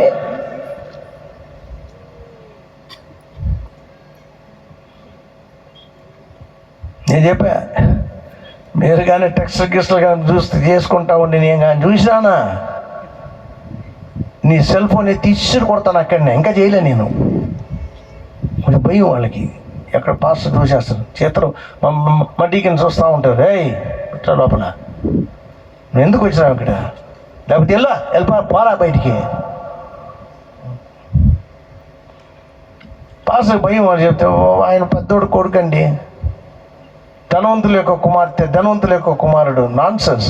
నీకు ఎంత డబ్బు ఉంటే ఏమి నువ్వు పరలోకం పోతావా ఏంటి? పరిశుద్ధత ఎక్కడ నేర్చుకోకుండా ఎక్కడ పోయి నేర్చుకుంటావు? తిరిగి జన్మించే ఆ యొక్క అనుభవం అనేది ఎక్కడ రాకుండా అక్కడ వస్తుందా ఏంటి? అసలు చెప్పేవాళ్ళే దీన్ని మనకు బోధించే వాళ్ళే లేకుండా పోయినారు. భయం. సంఘం చిన్నదైపోద్దని. యేసు ప్రభు సంఘమే 12 మంది, దాంట్లో ఒక దెయ్యం ఒకడు. ఏమండి? యేసు ప్రభు యొక్క చర్చి 12 మందే, దాంట్లో ఒకడు దెయ్యం కూర్చొని ఉన్నాడు అక్కడ. నిజమేనా? తర్వాత చచ్చినాడు వాడు కూడా. దేవుడిని ఎత్తుకొని పోయి అంపరేసినాడు 30 కాసులకి. వాడు చెయ్యాలి వాడు, దానివల్లే వాడిని పెట్టింది దేవుడు. ఈయన కూడా చేయలేరు. చివరికి వచ్చేటప్పటికి స్త్రీ గర్భంలో పుట్ట మనిషి ఇప్పుడు దేవుళ్ళలో పుట్టాలా? స్త్రీలో పుట్టాడు, ఇప్పుడు వాక్యమున పురుషుడికి పుట్టాల. వాడు వాక్యము శరీరధారి, ఆయన వాక్యంలో జన్మించాలి. క్షయ బీజం వల్ల కాదు, అక్షయ బీజం వల్ల. నీకు జీవం ఇచ్చే యేసుక్రీస్తు నామములో ఈరోజు క్రైస్తవ నోట్లోంచి ఆ యేసుక్రీస్తు అన్న మాట కూడా తీసేసాడు వాడు. యేసుక్రీస్తు నీకు జీవం ఇచ్చే నామం, ఆ నామంలోనే నీకు పాప క్షమాపణ, వేరే నామం ఇవ్వబడలే. చర్చి పేరు కాదు ఇచ్చింది దేవుడు, యేసుక్రీస్తు నామంలోనే నీకు పాప క్షమాపణ దొరికేది. కనుకనే ఆది అపోస్తలులు అందరూ కూడా యేసుక్రీస్తు నామంలోనే బాప్టిజం ఇచ్చారు. తండ్రి కుమార పరిశుద్ధాత్మ నామంలో ఇవ్వలే వాళ్ళు. ఎందుకంటే తండ్రి అన్న, కుమారుడన్న, పరిశుద్ధాత్మ అన్న ఒక మనిషికి ఉన్న బిరుదులవి. ఆ మనిషికి ఒక పేరు ఉంది, ఆ పేరు యేసుక్రీస్తు. ఆ యేసుక్రీస్తు అన్న నామంలో మాత్రమే నీ పాపం కడగబడుతుంది. ఇది దేవునికి నీకున్న సంబంధం. ఇది సువార్తను విన్నప్పుడు, నీ పాపాల గురించి నువ్వు తెలుసుకున్నప్పుడు, అబద్ధ బోధలు, అబద్ధ ప్రవక్తలు, అబద్ధ క్రీస్తులు వాక్యాన్ని తారుమారుగా నీకు చెప్పి బోధించినప్పుడు, ఏదో ఒక సందర్భాన దేవుడు సత్యాన్ని తీసుకొని వచ్చి నీకు బయలుపరిచినప్పుడు, అప్పుడు నీ కళ్ళు తెరవబడతాయి. నీలో జీవం ఉంటే, జగదుత్పత్తికి మునిపే నీలో తన యొక్క బీజమును, లేకపోతే తన యొక్క సీడ్ని, విత్తనమును దేవుడు పెట్టి పంపించాడు ఇక్కడికి. ఎందుకంటే ఒకరోజు నువ్వు సత్యవాక్యను వింటావని ఆయన తెలుసు. ఎప్పుడైతే నువ్వు ఆ వాక్యాన్ని వింటావో, నీ లోపల ఉన్న ఆ విత్తనం అనేది మంచి నేలన పడిన విత్తనం వలె అదేం చేస్తుంది, మొలకెత్తి పైకి వస్తుంది. అది కానీ మంచి నేలగా కాకుండా పోయిందంటే, రస్తా పైన పడిందంటే పక్షులు తినేస్తాయి. వింటారు, బయటికి పోతారని ఏదో ఒకటి వచ్చి ఒక దెయ్యం వచ్చేసుకొని పోతుంది దాన్ని. అది రోడ్డు పైన పడింది. కొన్ని దాని పేరు రాళ్ళు రప్పలు ఉండే దగ్గర పడిందంట. అవి మొలకెత్తినాయి కానీ కొంతకాలం చచ్చిపోయింది అక్కడ, దాంట్లో మట్టిలే. కొన్ని ముళ్ళ పొదల్లో పడినాయి, ముళ్ళన్నీ కూడా నొక్కి పారేసినాయి దాన్ని. పాపం పెరగలేక ఉంది. లోకాశలు, లోక ఇచ్చలు, లోక కార్యాలు, వాక్యం కోసం దేవునికి జీవితం ఇవ్వాలంటే వాళ్ళు ఏమంటారు, వీళ్ళు ఏమంటారు, ఆయన ఏమంటాడు, ఈయన ఏమంటారు, అంటే వాళ్ళేంది వీళ్ళేంది, దేవుడు ఏమంటారు, ఆ భయం లేదా నీకు? చచ్చిపోతే ఎక్కడ పోతావు? చచ్చిపోతే ఎక్కడ సరిపోతావు? ఎన్ని బిషపులు వచ్చి నీ పైన మట్టి వేసినా బయటికి రావు. పరలోకం దొరకదు నీకు. ఊళ్ళో చెప్పుకోవాల్సిందో, మాకు బిషపులు వచ్చి మమ్మల్ని ఏం చేసినారు, మమ్మల్ని పాతి పెట్టారు. ఎవరు పాతి పెడితే ఏముంది, చచ్చిపోయినా తీరిపోయింది అంతే. దీన్ని తీసుకుపోయి పారేయాల్సిందే. ఎందుకోసం శరీరంతో మనం పోలేకుండామంటే ఇది పాప శరీరం. ఇది భూ సంబంధమైన ఈ శరీరం పాపపు శరీరం. అయితే ఆఖరికి వచ్చేటప్పటికి ఆ స్థలానికి వచ్చేసాం. ఇప్పుడు కొంతమంది, చాలా కొద్దిమంది ప్రభు రక్తము ఏం చేసింది అన్న సంపూర్ణమైన బయలుపాటు వాళ్ళు పొందుతారు. వాళ్ళు క్యాచ్ చేస్తారు దాన్ని. ఆయన రక్తం ఏం చేసింది అని నీకు విపులించి నీకు చెప్పే ఒక వర్తమానం ఖచ్చితంగానే ఎత్తబడేదానికి మునుపు దేవుడు ఇస్తాడు సంఘానికి. ఈరోజు ఆ వర్తమానం తిరగతా ఉంది భూమి పైన. జగదుత్పత్తికి మునుపు క్రీస్తులో నువ్వు కానీ ఏర్పరచబడిన వ్యక్తివైతే, క్రీస్తు వాక్యం ప్రసంగం చేసేటప్పుడు నువ్వు క్రీస్తులో ఉన్నావు కనుక నీ హృదయం దాన్ని క్యాచ్ చేస్తుంది, పట్టుకుంటుంది. లేదైతే నువ్వు ఉన్న చోట నువ్వు తృప్తిగా ఉండిపోతా ఉంటావు. ఏం పర్వాలేదు, ఏం పర్వాలేదంతా ఏమిలే. ఒకటి నువ్వు ఉంటే నోవా కట్టిన ఓడ లోపల ఉండాలా, లేదా బయట ఉండాలా. One inside out side finished. లోపల ఉంటే రక్షణ, బయట ఉంటే చావు. లోపల ఉంటే బతకతావు, బయట ఉంటే మునిగిసేస్తావు. ఈరోజు కూడా అంతే. వాక్యమైన నావల దేవుడు కడుతూ ఉండేటప్పుడు నీ హోదా కాదు, నీ తెలివి కాదు, నీ బుద్ధి కాదు, నీ డబ్బు కాదు, లేకపోతే ఎక్కడో పెద్ద దీంట్లో నువ్వు చదివినవని కాదు, అంట కాదు. ఇది ముందు ఏర్పాట్లో నిర్ణయించినాడు దేవుడు తన బిడ్డలు ఎవరని. ఆయన ముందు ఏర్పాట్లో నువ్వు కానీ ఉన్నావంటే ఈయన ఎవరితోనూ నువ్వు చేరవు, ఎవరితో చేరవు నువ్వు. నీ సంబంధం దేవునితో మాత్రమే ఉంటుంది. భయపడవు, వీళ్ళు ఎట్ట అంటున్నారు వాళ్ళు ఎట్ట అంటున్నారు, భయం అనేది ఉండదు నీకు. ఎందుకంటే నువ్వు వచ్చింది పరలోకం నుండి, పైనుంచి నువ్వు వచ్చినావు కనుక ఈ భూమిలో ఉన్నప్పుడు కూడా పైకి పోయేదానికే సిద్ధపడతావు. నువ్వు పైనుంచి రాకపోతే లేదా పాతాళం నుంచి వచ్చి ఉండాలా, ఒకటి పైనుంచి రావాలా లేదా పాతాళం నుంచి రావాలా.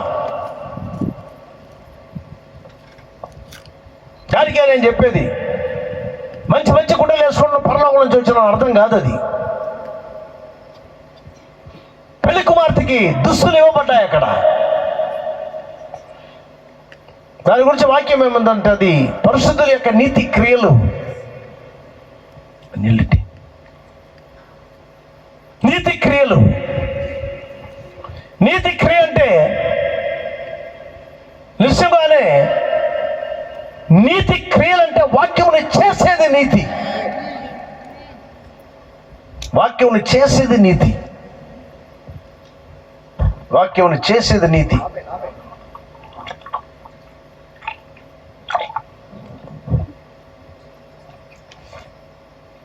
యేసు ప్రభు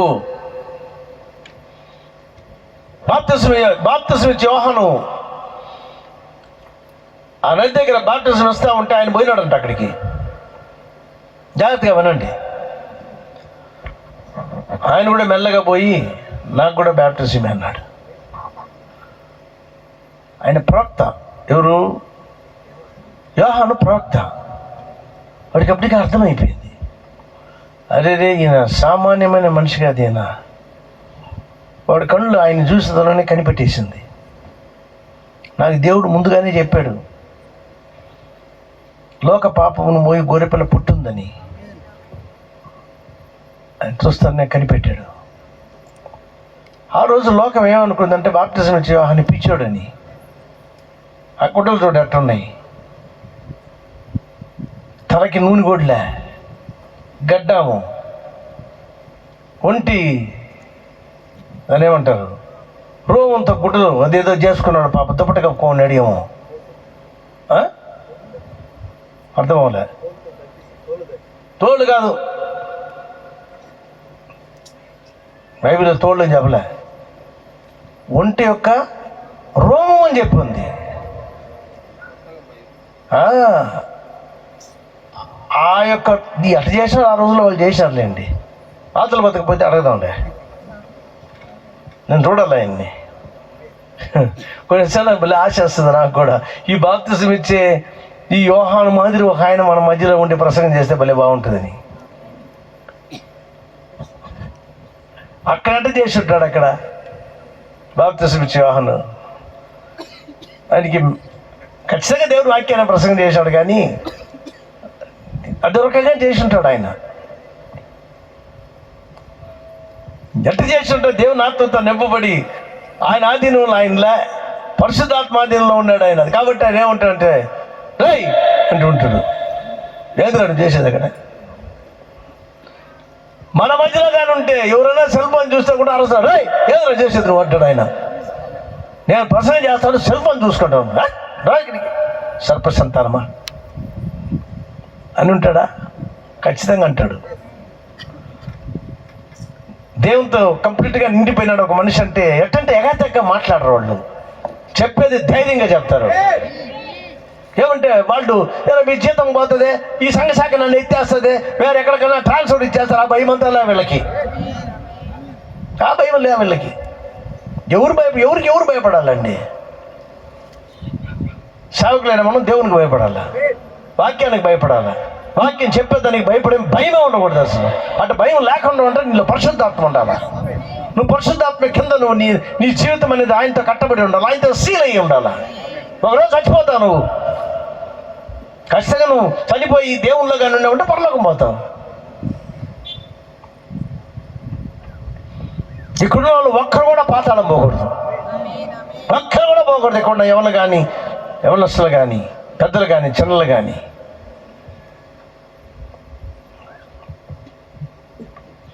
సత్యాన్ని ప్రసంగం చేసి సత్యాన్ని ఇచ్చే ఆ స్థితి పోయింది కాబట్టి నులువెచ్చిన స్థితి అయిపోయింది సంఘము. వాక్యము చెప్పినా కానీ విననులోని చెవులు అయిపోయినాయి.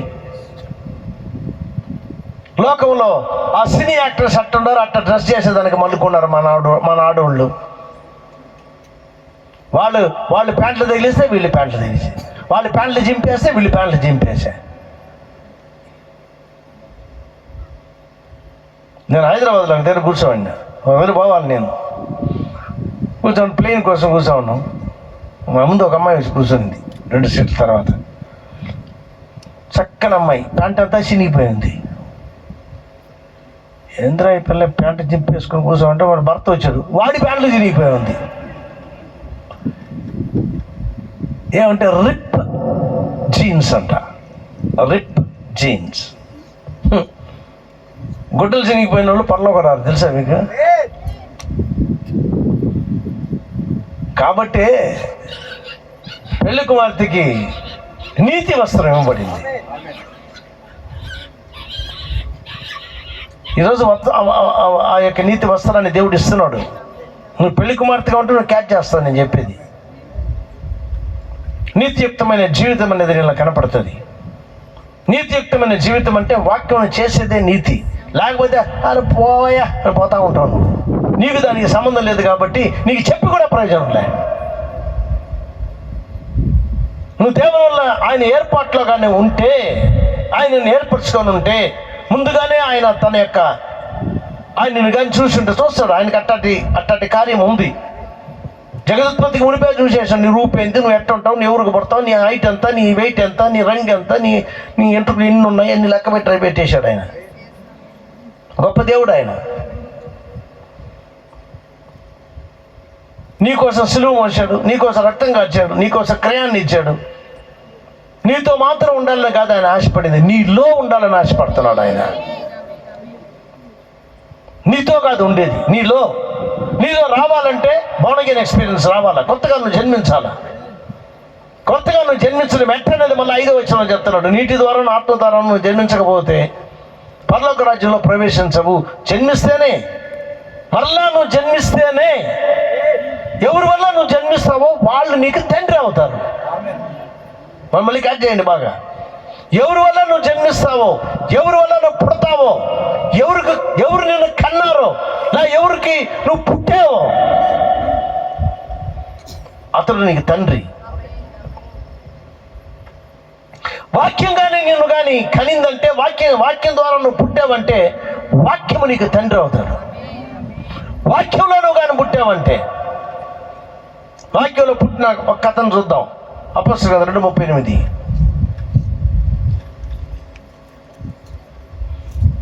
అపోస్తలుల కార్యక్రమం 2:38 చదవండి. దాన్ని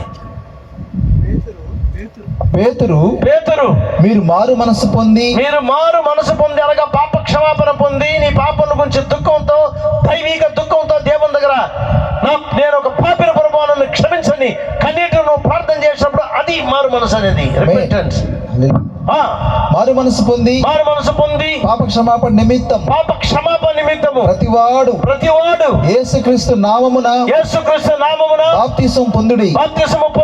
అప్పుడు మీరు పరిశుద్ధాత్మ అను వరం పొందుదురు. పరిశుద్ధాత్మ అను వరం నువ్వు ఎప్పుడు పొందుతావంటే, నువ్వు అరిచినప్పుడు కాదు, నువ్వు కేకలు పెట్టినప్పుడు కాదు, నువ్వు భాషల్లో మాట్లాడినప్పుడు కాదు. అది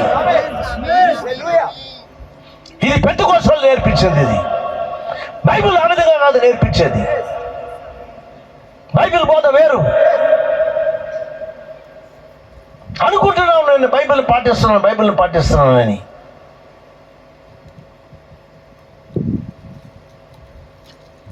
మారు మనసు పొంది. ఏంటి మారు మనసు అంటే? పశ్చాత్తాపంతో దేవుని దగ్గర పోయి, నేను తప్పు చేసిన, నేను తాగిన, నేను సిగరెట్లు పెట్టినా, నేను వ్యభిచారం చేసిన, ఎంతో మందితో తిరిగినా నా భార్యకి తెలియకుండా. ఇది పశ్చాత్తాపం అంటే. నీకే గుచ్చుకొని పోద్ది నీ యొక్క ప్రాణం. ఎప్పుడు జరుగుతుంది? దేవుడు నిన్ను ప్రేమించి నిన్ను ఆకర్షించినప్పుడు. తండ్రి ఒకరిని ఆకర్షించకపోతే ఎవరు నా దగ్గరకు రాలేరని ప్రభు చెప్పేశాడు. నువ్వు రక్షింపడాలంటే తండ్రి ఆకర్షించాలా, తండ్రి పరిశుద్ధాత్మ ఆకర్షించాలా. వాక్యం దగ్గర ఒక ఈడ్పు ఉండాలి నీకు. లేకపోతే నువ్వు రావు. నువ్వు వచ్చే మనసు నీకులే. మంచి రావాలా, దేవుని దగ్గరకు రావాలన్న బుద్ధి లేదు మనకి. మన తలంపులో రాంగే, మన థింకింగ్ రాంగే, మన యొక్క ఆలోచన రాంగే. నీ యొక్క ఆలోచన అంతా తప్పే, నా ఆలోచన అంతా తప్పే. అయినా దేవుడు కనికరిమ కలిగిన దేవుడు, కృప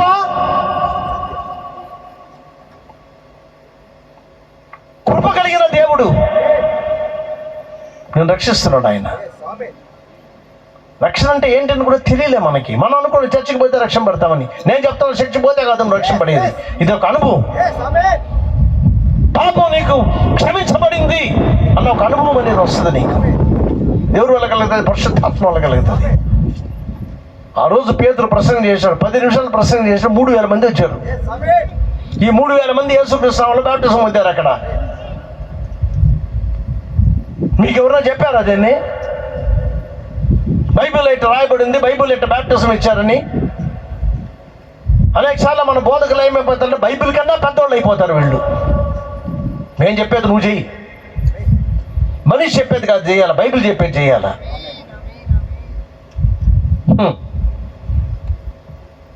ఎక్కడ కూడా బైబిల్లో అపొస్తలుల గ్రంథంలో మీరు చదవండి, ఎక్కడైనా చదవండి, ఒక్క మనిషి కూడా తండ్రి కుమార పరిశుద్ధాత్మ నామంలో బాప్టిజం పొందినట్టు తీసినట్టు బైబిల్లో రాయబడలే. నువ్వు పైకి పోతే కూడా అడుగుతావు నెట బాప్టిజం పొందినావని. పోతే కదా అడిగేదానికి. నువ్వు పోవాలనే బైబిల్ చెప్పేది నీకు. ఎవరు నువ్వు పోగొట్టుకునేది దైవ చిత్తం కాదు. నీ లోపల ఒకటి చెప్తుంది, మళ్ళా నేను బాప్టిజం పొందా. అసలు అది బాప్టిజమే కాదే నువ్వు మొదలు తీసుకునేది. మళ్ళీ ఇది బాప్టిజం అంటావు నువ్వు.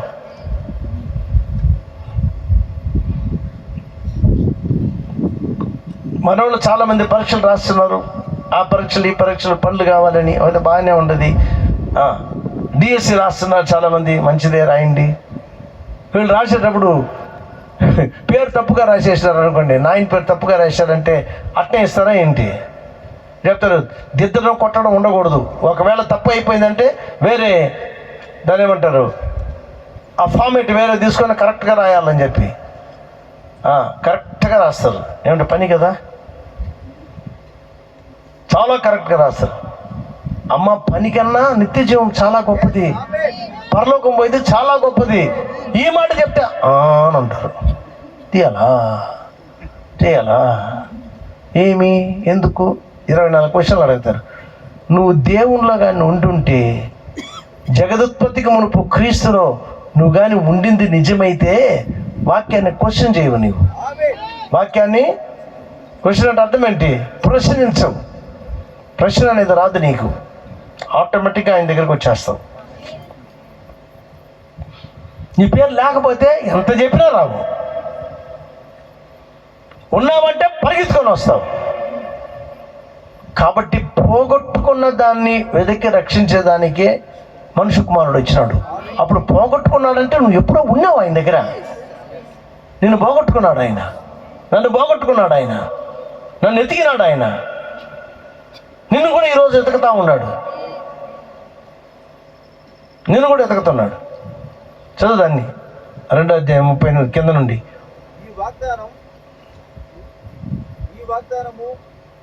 మీకును మళ్ళీ చదువు. ఈ వాగ్దానము మీకును మీ పిల్లలకును దూరస్తులందరికీ, కొత్త పనూరులో ఉండే వాళ్ళకి కూడా. ఆమేన్. అంతేనా? ఏమంటే గమనం ఉండదు. ఇక్కడుండే వాళ్ళకి కూడా, స్త్రీలకి పురుషులకి ఎవరైనా సరే, యవనస్తులకి యవనరాళ్ళకి ఎవరికైనా సరే. చదువు. మీ పిల్లలకును దూరస్తులందరికీ అనగా ప్రభువైన మన దేవుడు తన యొద్దకు పిలిచిన వారందరికీ చెందునని వారితో చెప్పెను. నిన్ను దేవుడు పిలిస్తే నువ్వు పరిగెత్తుకొని వచ్చి ఆ యొక్క నామమును బాప్టిజం తీసి నీ జీవితం అనేది కడగబడి, పరిశుద్ధాత్మతో నింపబడి, పరిశుద్ధాత్మతో ముద్రించబడి పరలోకపోవడానికి రెడీ అవ్వాలి నువ్వు. లేదా అవుట్ నువ్వు అంతే. వేరే ఏ మార్గంలో నువ్వు పోలేవు, ఏ చర్చని తీసుకోబడలేదు. నేను తీసుకోబోలేను. వాక్యాన్ని పాటిస్తేనే నీకు పరలోకం. వాక్యం ఎవరో కాదు, దేవుడు. ఆది యందు వాక్యం ఉండు, వాక్యం దేవుని దగ్గర ఉండు, వాక్యం దేవుడు అయి ఉండేను. అబద్ధ క్రీస్తులు, అబద్ధ ప్రవక్తలు ఖచ్చితంగా భూమి పైన వేస్తారంట. నీకు ఎట్ట కనపడుతుంది అంటే బైబిల్ కన్నా వీళ్ళు ప్రసంగం చేసేది కరెక్ట్ అన్నట్టు కనపడుతుంది నీకు. నువ్వు మోసపోయినావు అని అర్థం. అవ్వట మోసపోయింది. దేవుడు చెప్పిన దానికన్నా సర్పం చెప్పేది కరెక్ట్ అనుకునింది. ఎవరు? అవ్వ. అదే నేను చెప్తాను, అవతల అడగాలి ఆమెని. ఏం బ్రదర్ అందరినీ అడగదామంటారు. వాళ్ళందరూ ఉంటారు అక్కడ, ఉండకుండా ఉండరు. పోయే ధైర్యం నాకుంది. ఆయన రక్తంతో కడిగినాను, నేను కూడా పోతాను. పోయినప్పుడు ఒక్కొక్కరితో మాట్లాడుతూ పోవాలి. బాప్తిస్మ వివాహం దగ్గర అడగాల, నువ్వు ఇది వేసుకున్నావే దాన్ని ఏమంటారు? అవు రోమం మొట్టమొదటి దాన్ని ఏమంటారు? ఒంటి రోమంతా చేసేది ఎట్టు నింది అది అని నువ్వు వేసుకొని చూడు అంటాడు ఆయన. భలే ఉంటుంది పరలోకం. వీళ్ళందరినీ చూస్తే సమరియా స్త్రీని పోయి చూడాలా. హలో సమరియా రా, నీ పేరు తెలియలే, ఆయన పేరు రాయలే బైబిల్లో. సమరియా స్త్రీ ఉంది. మనం పిలవచ్చు, సమరియా రా అనవచ్చు. ఏమో భయ అంటది. అంటదా? నీ అనుభవాన్ని కొంచెం చెప్పు. ఏం చెప్పదు, నీ బైబిల్లో రాసి నువ్వు చదివావు కదా, నువ్వు ఇన్నిసార్లు దాని గురించి ప్రసంగం చేసి ఉంటావు నువ్వు. అదే అక్కడేం రాసింది అదే. దేవుని కృపను బట్టి ఇన్నిసార్లు పెళ్ళిళ్ళు చేసుకున్న పరలోకం ఇచ్చినాడు దేవుడు. 5 సార్లు పెళ్లి చేసుకున్నాడు, తృప్తిగా జీవితం చట్పాన్ని అందరిని ధరింపజేసింది. ఈయన ఎందుకు ఇలా పెళ్ళి అని ఎవరినో ఒకరిని తీసుకొచ్చి పెట్టుకునింది. వాడు బాగా మా జీవితమే విరక్తి అయిపోయింది అప్ప అని చెప్పి మెల్లగా ఒకరోజు ఆ రోజు వచ్చింది. అనుకున్న రీతిలో, అనుకున్నని సమయంలో, అనుకున్న రీతిలో ఆమె యొక్క రక్షణ ఒక మనిషి మాదిరి వచ్చి కూర్చోండింది అక్కడ. ఆమె అనుకోలేదు రక్షణని, ఆమె అనుకోలే ఈయన దేవుడని, ఆమె అనుకోలే ఈయన మెస్సయ్య అని. ఎవరో ఒక యవనస్తుడు ఏమనుకోబాకండి చూసేదాన్ని భలే ఉంటాడు ఈయన. ఉంచుకుని నేను తరింపేసి దీన్ని చేసుకోవచ్చా అని అనుకునిందే ఏమో. ఏమని అడగలేము అక్కడ. యవనస్తుడు కూర్చో ఉన్నాడు. అయితే అది ఒకటి మాత్రం తెలుసుకుంది, మన జాతీయుడు కాదు ఈయన, మనం సమరయులు, ఈయన యూదులు వీళ్ళు. ఈమె మాట్లాడాలి, ఆయనే మాట్లాడినాడు. తర్వాత కనుగొనింది మెస్సయ్య వచ్చినప్పుడు ఈ విధంగా చెప్తాడు, ఈ విధంగా చేస్తాడు. వినుండే చిన్నప్పుడు చర్చికి పోయేటప్పుడు. ఇప్పుడు పోయేదిలే చర్చికి. నీ ముందు మాట్లాడేది నేను, ఆ మెస్సయ్య. సై ఈ బైబిల్ అనుభవాలని సత్యమైన అనుభవాలు. అదే దేవుడు ఈరోజు నిన్ను పిలుస్తున్నాడు. మోసపోపాక నా కుమార్తె, కుమారుడా, నా వాక్యంలో నువ్వు కానీ జన్మించకపోయినావంటే నిన్ను నేను ఎరగనని దేవుడు చెప్తాడు. నిన్ను నేను ఎరగనంటే అర్థం ఏంటో తెలుసా? పురుషుడు స్త్రీని ఎరిగినప్పుడు మాత్రమే గర్భవతి అవుద్ది. దేవుని బీజం నీ లోపలికి వచ్చినప్పుడు మాత్రమే నీ హృదయ గర్భాన క్రీస్తు కలుగుతాడు. స్త్రీ గర్భాన ఏ విధంగా ఆ చిన్న పిండం అనేది ఏర్పడుతుందో, పురుషుడు స్త్రీని ఎరిగినప్పుడు జరిగే కార్యం అది. యేసుక్రీస్తు అక్కడ ప్రసంగికులతో అంటారు, మిమ్మల్ని నేను ఎరగను అన్నాడు. వాళ్ళు అంటున్నారు, మీ నామంలో దెయ్యాలు పోగొట్టా, మీ నామంలో అద్భుతాలు చేసినా, మీ నామంలో ప్రవచనాలు చెప్పినా, మిమ్మల్ని నేను ఎరగను. ఎంతమంది ప్రసంగులకి దేవుడు ఈ మాట అంటాడు. సత్యం తెలిసినా ప్రసంగం చేయరు వీళ్ళు, ఎందుకంటే పడిపోద్దని, జీతం పోద్దని. ఏం దేవుని కోసం నిలబడితే నీకు ఇస్తాడన్న భయం లేదా? అంటే ఆ ధైర్యం లేదా నీకు? భయం చాక మమ్మల్ని ఎత్తేస్తుంది. పోతే పోని, ఏమో సత్య పోతావు నువ్వు. ఏది నువ్వు దేవుని కోసం పోగొట్టుకున్నా ఆయన చెప్పేసాను, 100 రెట్లు ఇస్తాను. నేను నా సాక్ష్యాన్ని చెప్తాను వినండి. నా పని వదిలిపెట్టా, రిజైన్ చేసి బయటకు వచ్చాను కొన్ని కారణాలు బట్టి. కొంతకాలం అయిన తర్వాత అసలు దేవుడు నాకు ఎంత ఇస్తున్నాడు అని లెక్కేసా. 150 జీతాలు ఇచ్చున్నాడు ఆయన. ఫ్యాక్టరీలో నేను ఎంత తీసానో ఆ ప్రకారం 150 జీతాలు ఇచ్చాడు. నిన్న ప్రభా నీ వాక్యం అంత సత్యం ప్రభా, నువ్వు చెప్పావు నా నిమిత్తం నీ ఏది వదిలిపెట్టినా 100 ఇస్తాను అన్నాడు. నువ్వు 1 సెంట్ దేవునికి ఇస్తే అది దేవునికి ఇవ్వాలా, ఎక్కువ ఏదో చర్చకి అది ఇచ్చేది. చాలామంది అలా చేస్తారు. దేవుని కోసం, దేవుని పని కోసం ఇచ్చినప్పుడు ఖచ్చితంగానే 1 సెంట్ అంటే నీకు 100 సెంట్లు నీకు వచ్చి గ్యారంటీ. 1 సెంట్ ఇస్తే 1 ఎకరా ఇస్తాడు దేవుడు, 1 ఎకరా. కార్యం ఏంటంటే క్రైస్తవులకి ఆయన నిజంగా చేస్తాడా అన్న భయం. చెప్పండి, నిజంగా బైబిల్లో చెప్పినట్టు ఆయన చేస్తాడా అన్న భయం. భయపడి బాగండి. అబద్ధమాడే దేవుడు కాదు యేసయ్య, అబద్ధమాడే దేవుడు కానే కాదు ఆయన. చెప్పింది ఖచ్చితంగా చేస్తాడు. నేను చాలా సంతోషపడతాను. ఇట్లాంటి ఒక గొప్ప దేవుడు నాకు రక్షకుడు, ఆయన నాకు విమోచకుడు. ఆయన నేను ఆయన యొక్క వాక్యంలో పుట్టాను కనుక వాక్యము నాకు తండ్రి అయింది. లేదా వేరేది ఏదన్నా ఒకటి నీకు తండ్రిగా ఉంటుంది. నువ్వు తిరిగి జన్మించి వాక్యానుసారంగా నువ్వు పుట్టినప్పుడు వాక్యము నీకు తండ్రి అవుతుంది. అనగా యేసయ్య నీకు తండ్రి అవుతాడు. ఎవరు నీ తండ్రి అనేది నువ్వే చెయ్యాలా, తీర్మానించుకోవాలా. నువ్వు వాక్యానికి పుడతావా లేదా వేరే ఎవరికన్నా పుడతావా? ఆత్మీయ కార్యాలు ఇవి. సంఘానికి పుట్టావా, సంఘం నీ తండ్రి అవుద్ది. యేసుప్రభుకు పుట్టావా, ఆయన వాక్యానుసారంగా పుట్టావంటే వాక్యము నీకు తండ్రి అవుతుంది. ఆమేన్. ఎవరు నీ తండ్రి ఈరోజు? నీ తండ్రి ఎవరని ఇప్పుడే నిర్ణయించుకో నీ తండ్రి ఎవరని. ఒకటి సైతానన్నా నీ తండ్రికి ఉండాలా, అబద్ధ క్రీస్తులు అబద్ధ ప్రవక్తలన్నా నీ తండ్రికి ఉండాలా, తప్పుడు బోధ చేసే ఏ సమస్య అయినా నీకు తండ్రిగా ఉండాలా. అయితే యేసయ్య నీ తండ్రా? యేసుప్రభు నీ తండ్రా? యేసుప్రభు నీ తండ్రి అంటే అర్థమే అవుతుంది తెలుసా? వాక్యము నీకు తండ్రి అవ్వాలి. ఆమేన్. వాక్యము నీ తండ్రి అంటే నువ్వు ఎట్ట పుట్టాలంటే అపొస్తలుల 2:38 చెప్పిన ప్రకారం వారు మనసు పొంది పాప క్షమాపణ నిమిత్తము యేసుక్రీస్తు నామములో బాప్తిసం పొందాలి. అప్పుడు పరిశుద్ధాత్మను వరమును పొందుతావు. అప్పుడు జీవం నీ లోపలికి వస్తుంది. ఆమేన్. అప్పుడు బైబిల్ నువ్వు పాటిస్తావు. బైబిల్ నీకు అర్థం అవుద్ది. పరలోక రాజ్యాన్ని చూడడం అంటే బైబిల్ని అర్థం చేసుకునేది. సీయింగ్ అంటే అర్థం చేసుకునేది. లేకపోతే బైబిల్ అర్థం అవు సార్. నువ్వు ఎన్ని కాలేజీల కన్నా పో, ఏమన్నా పో, వాళ్ళు నేర్చుకునే అబద్ధాలే నీకు బోధిస్తూ ఉంటారు. వాళ్ళు 3 దేవుళ్ళు అంటే నువ్వు 3 దేవుళ్ళు ఉంటావు. వాళ్ళు 2 దేవుళ్ళు అంటే నువ్వు 2 దేవుళ్ళు ఉంటావు. వాళ్ళు 1.5 దేవుడు అంటే నువ్వు 1.5 దేవుడు ఉంటావు. నీకు నిజంగానే నీ దేవుడు ఎవరైందంటే నువ్వు దేవుళ్ళలో పుట్టి దేవుణ్ణి అడిగి పరిశుద్ధాత్మతో నింపబడితే ఆయన నీ లోపలికి వచ్చి లోపల నీకు ఉపాధ్యాయుడు అవుతాడు ఆయన. ఆమేన్. అప్పుడు వాక్యం నీకు అర్థమవుద్ది. నువ్వు బైబిల్ చదివితే మాత్రం సరిపోదు. ఎంతమంది బైబిల్ చదివి తప్పుడు బోధలో ఉంటారు ఈరోజు. బైబిల్లో ఉన్న కార్యాలను తప్పుడుగానే కనబడతాయి నీకు. ఇక్కడ అట్టుంది. కాబట్టి బైబిల్ ఏ విధంగా చెప్తుంది, దాని అర్థం ఏందో నీకు అర్థం అవ్వాలంటే సెమినరీ కాదు నువ్వు పోవాల్సింది, యేసుక్రీస్తు నీ లోపలికి రావాలి. ఆమేన్. ప్రభు నీ లోపలికి రావాలా, ఆయన వాక్యం నీ లోపలికి రావాలా.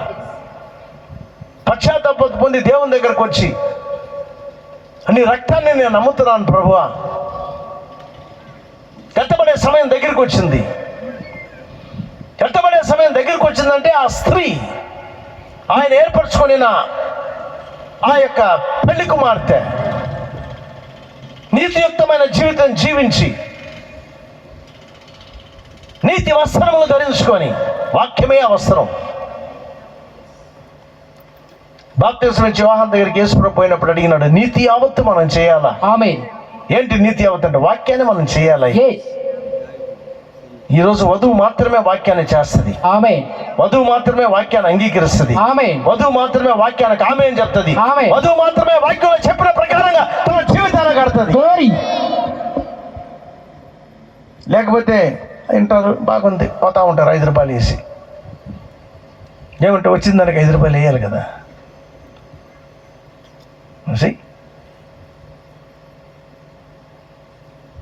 యేసుప్రభు లోకంలో ఉన్నప్పుడు అందరూ రాలి ఆయన దగ్గరికి. కొంతమంది వచ్చారు, వచ్చిన వాళ్ళందరూ చపాతీలు తిని చేప తిని వెళ్ళారు ఇంటికి. నిజమేనండి, అదే ఆయన అన్నాడు, చాలా మీరు ఎందుకు వచ్చారంటే రే రొట్టెలు తినేదానికి వచ్చారన్నాడు ఆయన. మీరట్ట కాదులే చెప్తున్నా. ఆ రోజుల్లో యేసు ప్రభు ఉండింది చెప్పినాడు. కొద్దిమంది మాత్రమే ఆయన చూసి ఆయన అన్నాడు, నన్ను వెంబడించన్నాడు. ఆమేన్. కొద్ది మందిని మాత్రమే, అందరు కాదు. జగదుత్పత్తికి మునుపు క్రీస్తులో ప్రేమ చేత నేను ఏర్పరచుకుని నిజమైతే ఖచ్చితంగా నీ పేరు పిలుస్తాడు దేవుడు. ఏమంటే రాసి పెట్టేశాడు అక్కడ.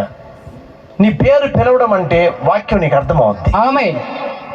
వాక్య స్వరం నీకు అర్థమవుతుంది. నా గొర్రెలు నా స్వరమును విను. ఆయన స్వరం వాక్య స్వరం. ఆమేన్. ఈరోజు నానా స్వరాలు ఉన్నాయి లోకంలో. క్రీస్తు అన్న పేరుతో అబద్ధ ప్రవక్తలు, అబద్ధ క్రీస్తులు, తప్పుడు అనువాదం ఇచ్చేవాళ్ళు, ఇతర దేవుళ్ళు, ముగ్గురు దేవుళ్ళు అని చెప్పేవాళ్ళు. Non sense. నా దేవుడు ఒక్కడే. ఆమేన్. ఆ ఒక్క దేవుడే ఒక్క సింహాసనం పైన కూర్చోంటాడు. పైన జయించు ప్రతివాడు కూడా ఆయన ఏ విధంగా జయించి తండ్రి సింహాసనంలో కూర్చున్నాడో దాని అర్థం అంటే ఇంకొక ఆయన ఉండాలని అనుకోబాకండి. తండ్రి అన్న స్థానానికి, దేవుడు అన్న స్థానానికి ఆయన కూడా జయించి జయించి జయించి జయించి జయించి జయించి ఆ సింహాసనం పైన వచ్చి కూర్చున్నాడు. తన దేవుడు అనేది రుజువు చేశాడు.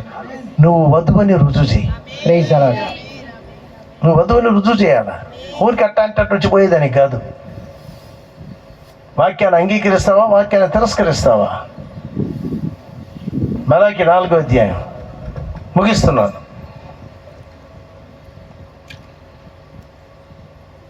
ఆ అధ్యాయం అంతా చదువు.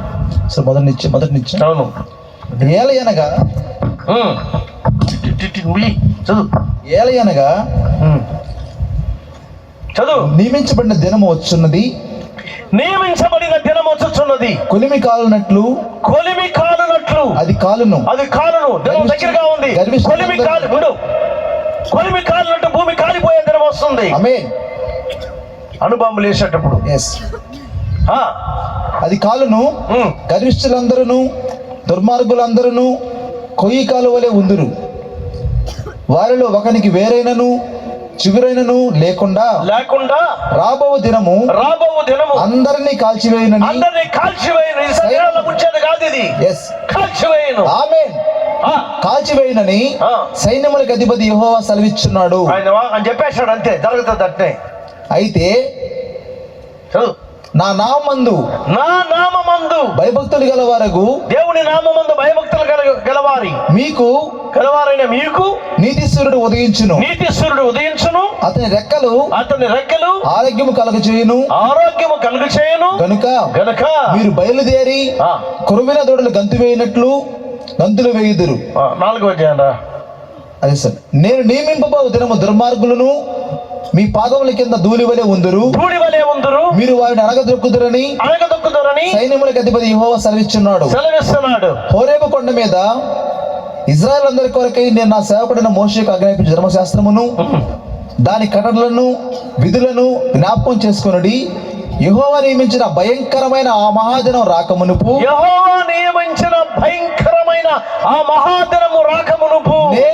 నేను ప్రవక్తయగు ఏలియాను మీ యొద్దకు పంపుతును. ఏమండి, ఏలియాను 6 రోజుల్లో పంపిస్తే ఆయనకి మర్యాద ఇవ్వలే. ఆ యజబెల్ చంపేదాన్ని చూసింది. ఈ రోజు ఒక యజబెల్ ఉంది. దేవుడు కానీ ఈ ప్రాంతం కానీ లోకంలో పంపిస్తే ఈ యజబెల్ చంపేదాన్ని చూస్తుంది. అది ప్రకృతి సంబంధమైన యజబెలు, ఇది ఆత్మ సంబంధమైన యజబెలు.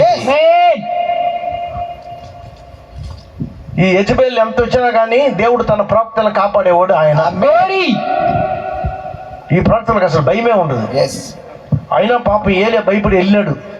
అయ్యా నేను ఒక్కడిని మాత్రమే మిగిలినానయ్యా, చంపేదానికి వస్తుంది అది, ఆ సైతాన్నది. ఎవరిదే? యెజబెల్. ఈరోజు యెజబెల్ అంటే నిజమైన యెజబెల్ అనుకోబాకండి, ఆత్మ సంబంధమైన యెజబెల్ ఇది. తప్పుడు ప్రవక్తలకు అంతా కూడు పెట్టింది ఇది. అది అన్నం పెట్టిందని అర్థం. తప్పుడు ప్రవక్తలందరూ పోషించింది అది. బయలుదేవతను వెంబడించే వాళ్ళందరూ పోషించింది అది ఆ యెజబెల్. ఈ యెజబెల్ కూడా అంతే. అబద్ధ ప్రవక్తలని, అబద్ధ క్రీస్తుని ఏం చేస్తుంది? పోషిస్తుంది ఈ యొక్క యెజబెల్. జాగ్రత్తగా వినండి, ముగిస్తున్నాను. ఈ యజబెల్ ఎవరే కాదు, తప్పుడు బోధ చేసే ప్రతి సంస్థ కూడా ఈ యజబెల్ వాక్యానికి భిన్న బోధ చేసేవాళ్ళు. వాక్యం ఒకరు చెప్తే వీళ్ళు ఒకరు చెప్తారు. ఆ సైతాన్ చెప్పినట్టు, ఆ సర్పం చెప్పినట్టు అదేం పర్వాలేదు. కానీ పాపం అవ్వ మోసపోయింది.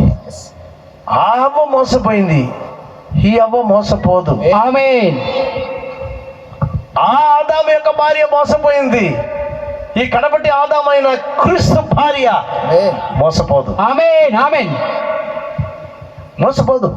ఎందుకంటే ఆమె వాక్యం కోసమే పుట్టింది, వాక్యంలో పుట్టింది. వాక్యం ఆమెని ముందు ఏర్పాట్లోనే ఏర్పరచుకున్నాడు దేవుడు. ఆది యందు వాక్యం ఉండేను, ఆ వాక్యంలో నువ్వు ఉన్నావు. నువ్వు కానీ వాక్యంలో ఉండుంటే దేవుని యొక్క వాక్యాన్ని తిరస్కరించవు.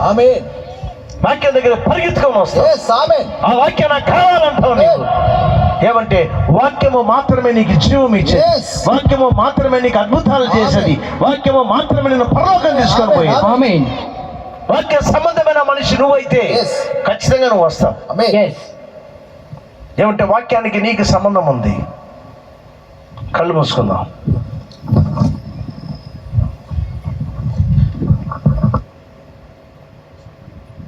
ఎంతమంది యొక్క గుండెలో, హృదయంలో నాకు వాక్యానికి సంబంధం ఉంది, జగదుత్పత్తికి మునుపే నన్ను ఆయన ఏర్పరచుకున్నాడని నేను నమ్ముతున్నాను, నా పేరు గొర్రెపిల్ల జీవ గ్రంథంలో రాయబడిందని నేను నమ్ముతున్నాను. ఎంతమంది నిజంగా నమ్ముతున్నారు? ఎవరొస్తారా ఏమన్నా అలా విను. రేపు నీది కాదు, రేపటి సమయం నీది కాదు. ఓ సహోదరి, సహోదరుడా, నేను ప్రేమించిన దేవుడు ఈ చివరి కాలంలో ఆయన రాకడికి సిద్ధపరిచేదానికి పోగొట్టుకున్న విశ్వాసాన్ని, పోగొట్టుకున్న సత్యమును, పోగొట్టుకున్న నీతియుక్తమైన జీవితాన్ని, వధువు నీతిలోకి రాకుండా, పరిశుద్ధతలోకి రాకుండా, పరిపూర్ణమైన దేవుని యొక్క వాక్య విధులకి తను ఒప్పుచెప్పకుండా ఎత్తబట్ట జరగదు. ఎక్కడ ఉన్నావు నీవు? ఏ ప్రాంతంలో ఉన్నావు? నీ హృదయంలో ఏమైనా కొంచెమైనా భయం అనేది వచ్చిందా? ఆ దేవునికి నేను లోబడాలని నా మాటలు నేను మాట్లాడడంలే.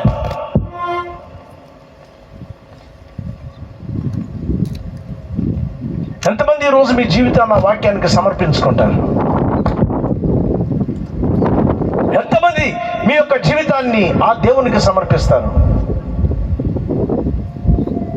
నువ్వు కానీ వాక్యాన్ని వినకుండా తోసుకో, దాన్ని త్రోసివేస్తూ పోయినావంటే ఒక రోజు వస్తుంది ఆయన స్వరం అసలు నీలో ఏమీ పనిచేయదు. దేవుని యొక్క స్వరం నీకు పనిచేయదు. గీత దాటిపోతావు. కృపగలిగిన దేవుడు ఈరోజు నిన్ను పిలుస్తున్నాడు.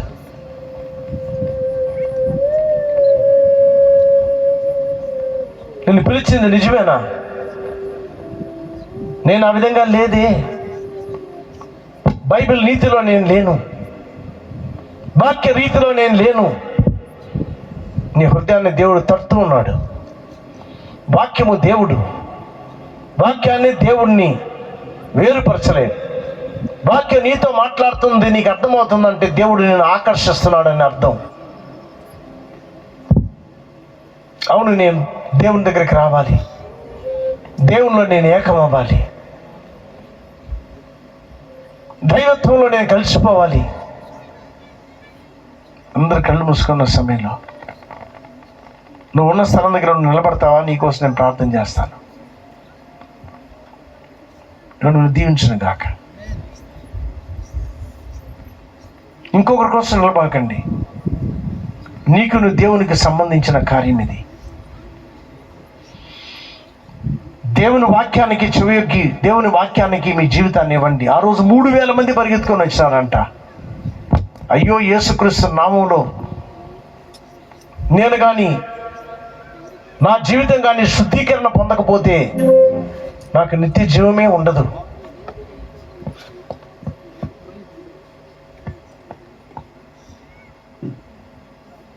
ఆయన నామాన్ని తోసివేసి వేరే ఏ రకంలో కూడా నువ్వు పోలేవు పరలోకానికి. కృప కలిగిన దేవుడు, నిన్ను ప్రేమించిన దేవుడు, నీకోసం సిలువలో మరణించిన దేవుడు, నీవు ఆయన సిలువ దగ్గరికి రాలేవా? సత్యం మనలో పలకాలని, మనతో పలకాలని దేవుడు ప్రవక్తను పంపించింది. దయచేసి అటు ఇటు కదలబాకండి. ఇంకొక 5 నిమిషాలు నేను ముగించబోతున్నాను.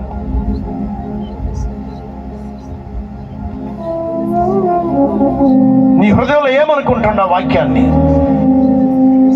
దేవుని పిలుపుని గురించి నీ హృదయంలో నువ్వు అనుకున్న కార్యాలు ఏంటి? అన్ని రకాల చూపించాం. ఎత్తబడ్డ సమీపంలో ఉందని, వాక్య ఉతక స్నానం నీకు జరగాలని, క్రీస్తులో నువ్వు జన్మించాలని. క్రీస్తులో జన్మించన్న కార్యమే మారు మనసు పొంది పాప క్షమాపణ నిమిత్తము యేసుక్రీస్తు నామములో బాప్తిసం పొందుట. అప్పుడు పరిశుద్ధాత్మ వరమును పొందుతూ పేతురు ప్రసంగం చేసినప్పుడు విన్న యూదులు పరిగెత్తుకొని వచ్చినారు ఆ పేతురు దగ్గర. ఆ రోజే 3000 మందికి బాప్టిజం ఇచ్చారు. వాళ్ళు 3000 మంది తీర్చబడ్డారు. వాక్యం ఉంది.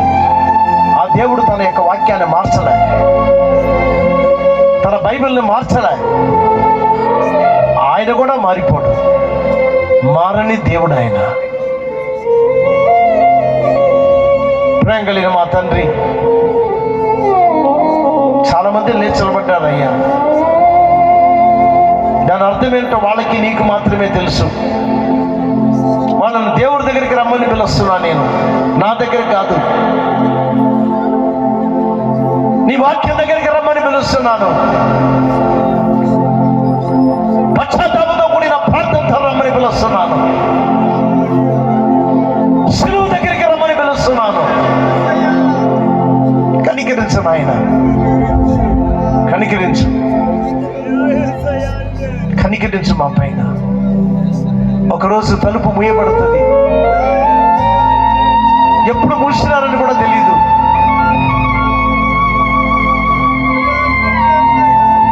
పరిశుద్ధుడా, నువ్వు మా మధ్యలో కదలాడే దేవుడు అయి ఉన్నావు. మా మధ్యలో నువ్వు తిరుగులాడుతున్నావు. మా మధ్యలో వీళ్ళ హృదయాన్ని చూసే దేవుడు అయి ఉన్నావు నీవు.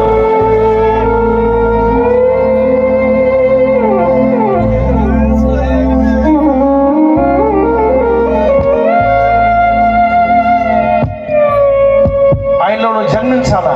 నువ్వు వృద్ధుడైనా సరే, నువ్వు చిన్నవాడివైనా సరే, యవనస్తుడైనా యవనరాలు అయినా, లోకంలో నువ్వు పరిశుద్ధాత్మ లేకుండా నువ్వు ఉండలేవమ్మా, ఉండలేవు.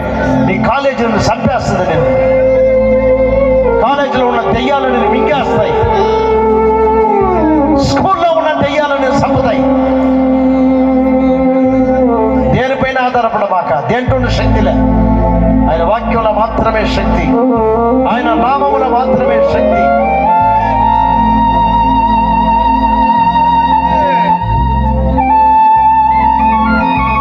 కనికరించు, నా పైన కనికరించు ప్రభు. ఈ కుడికెళ్ళ మీరు నాతో మాట్లాడారు. నా జీవితాన్ని మీకు నేను సమర్పిస్తున్నాను.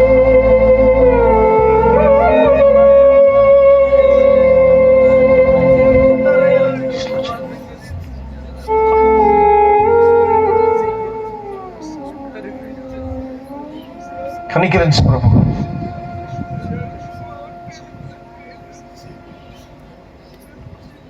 నీలో ఒక ఈడ్పు నువ్వు చూడడం లేదా? వాక్యం నిన్ను పిలుస్తుంది అనగా దేవుడు నిన్ను పిలుస్తున్నాడు.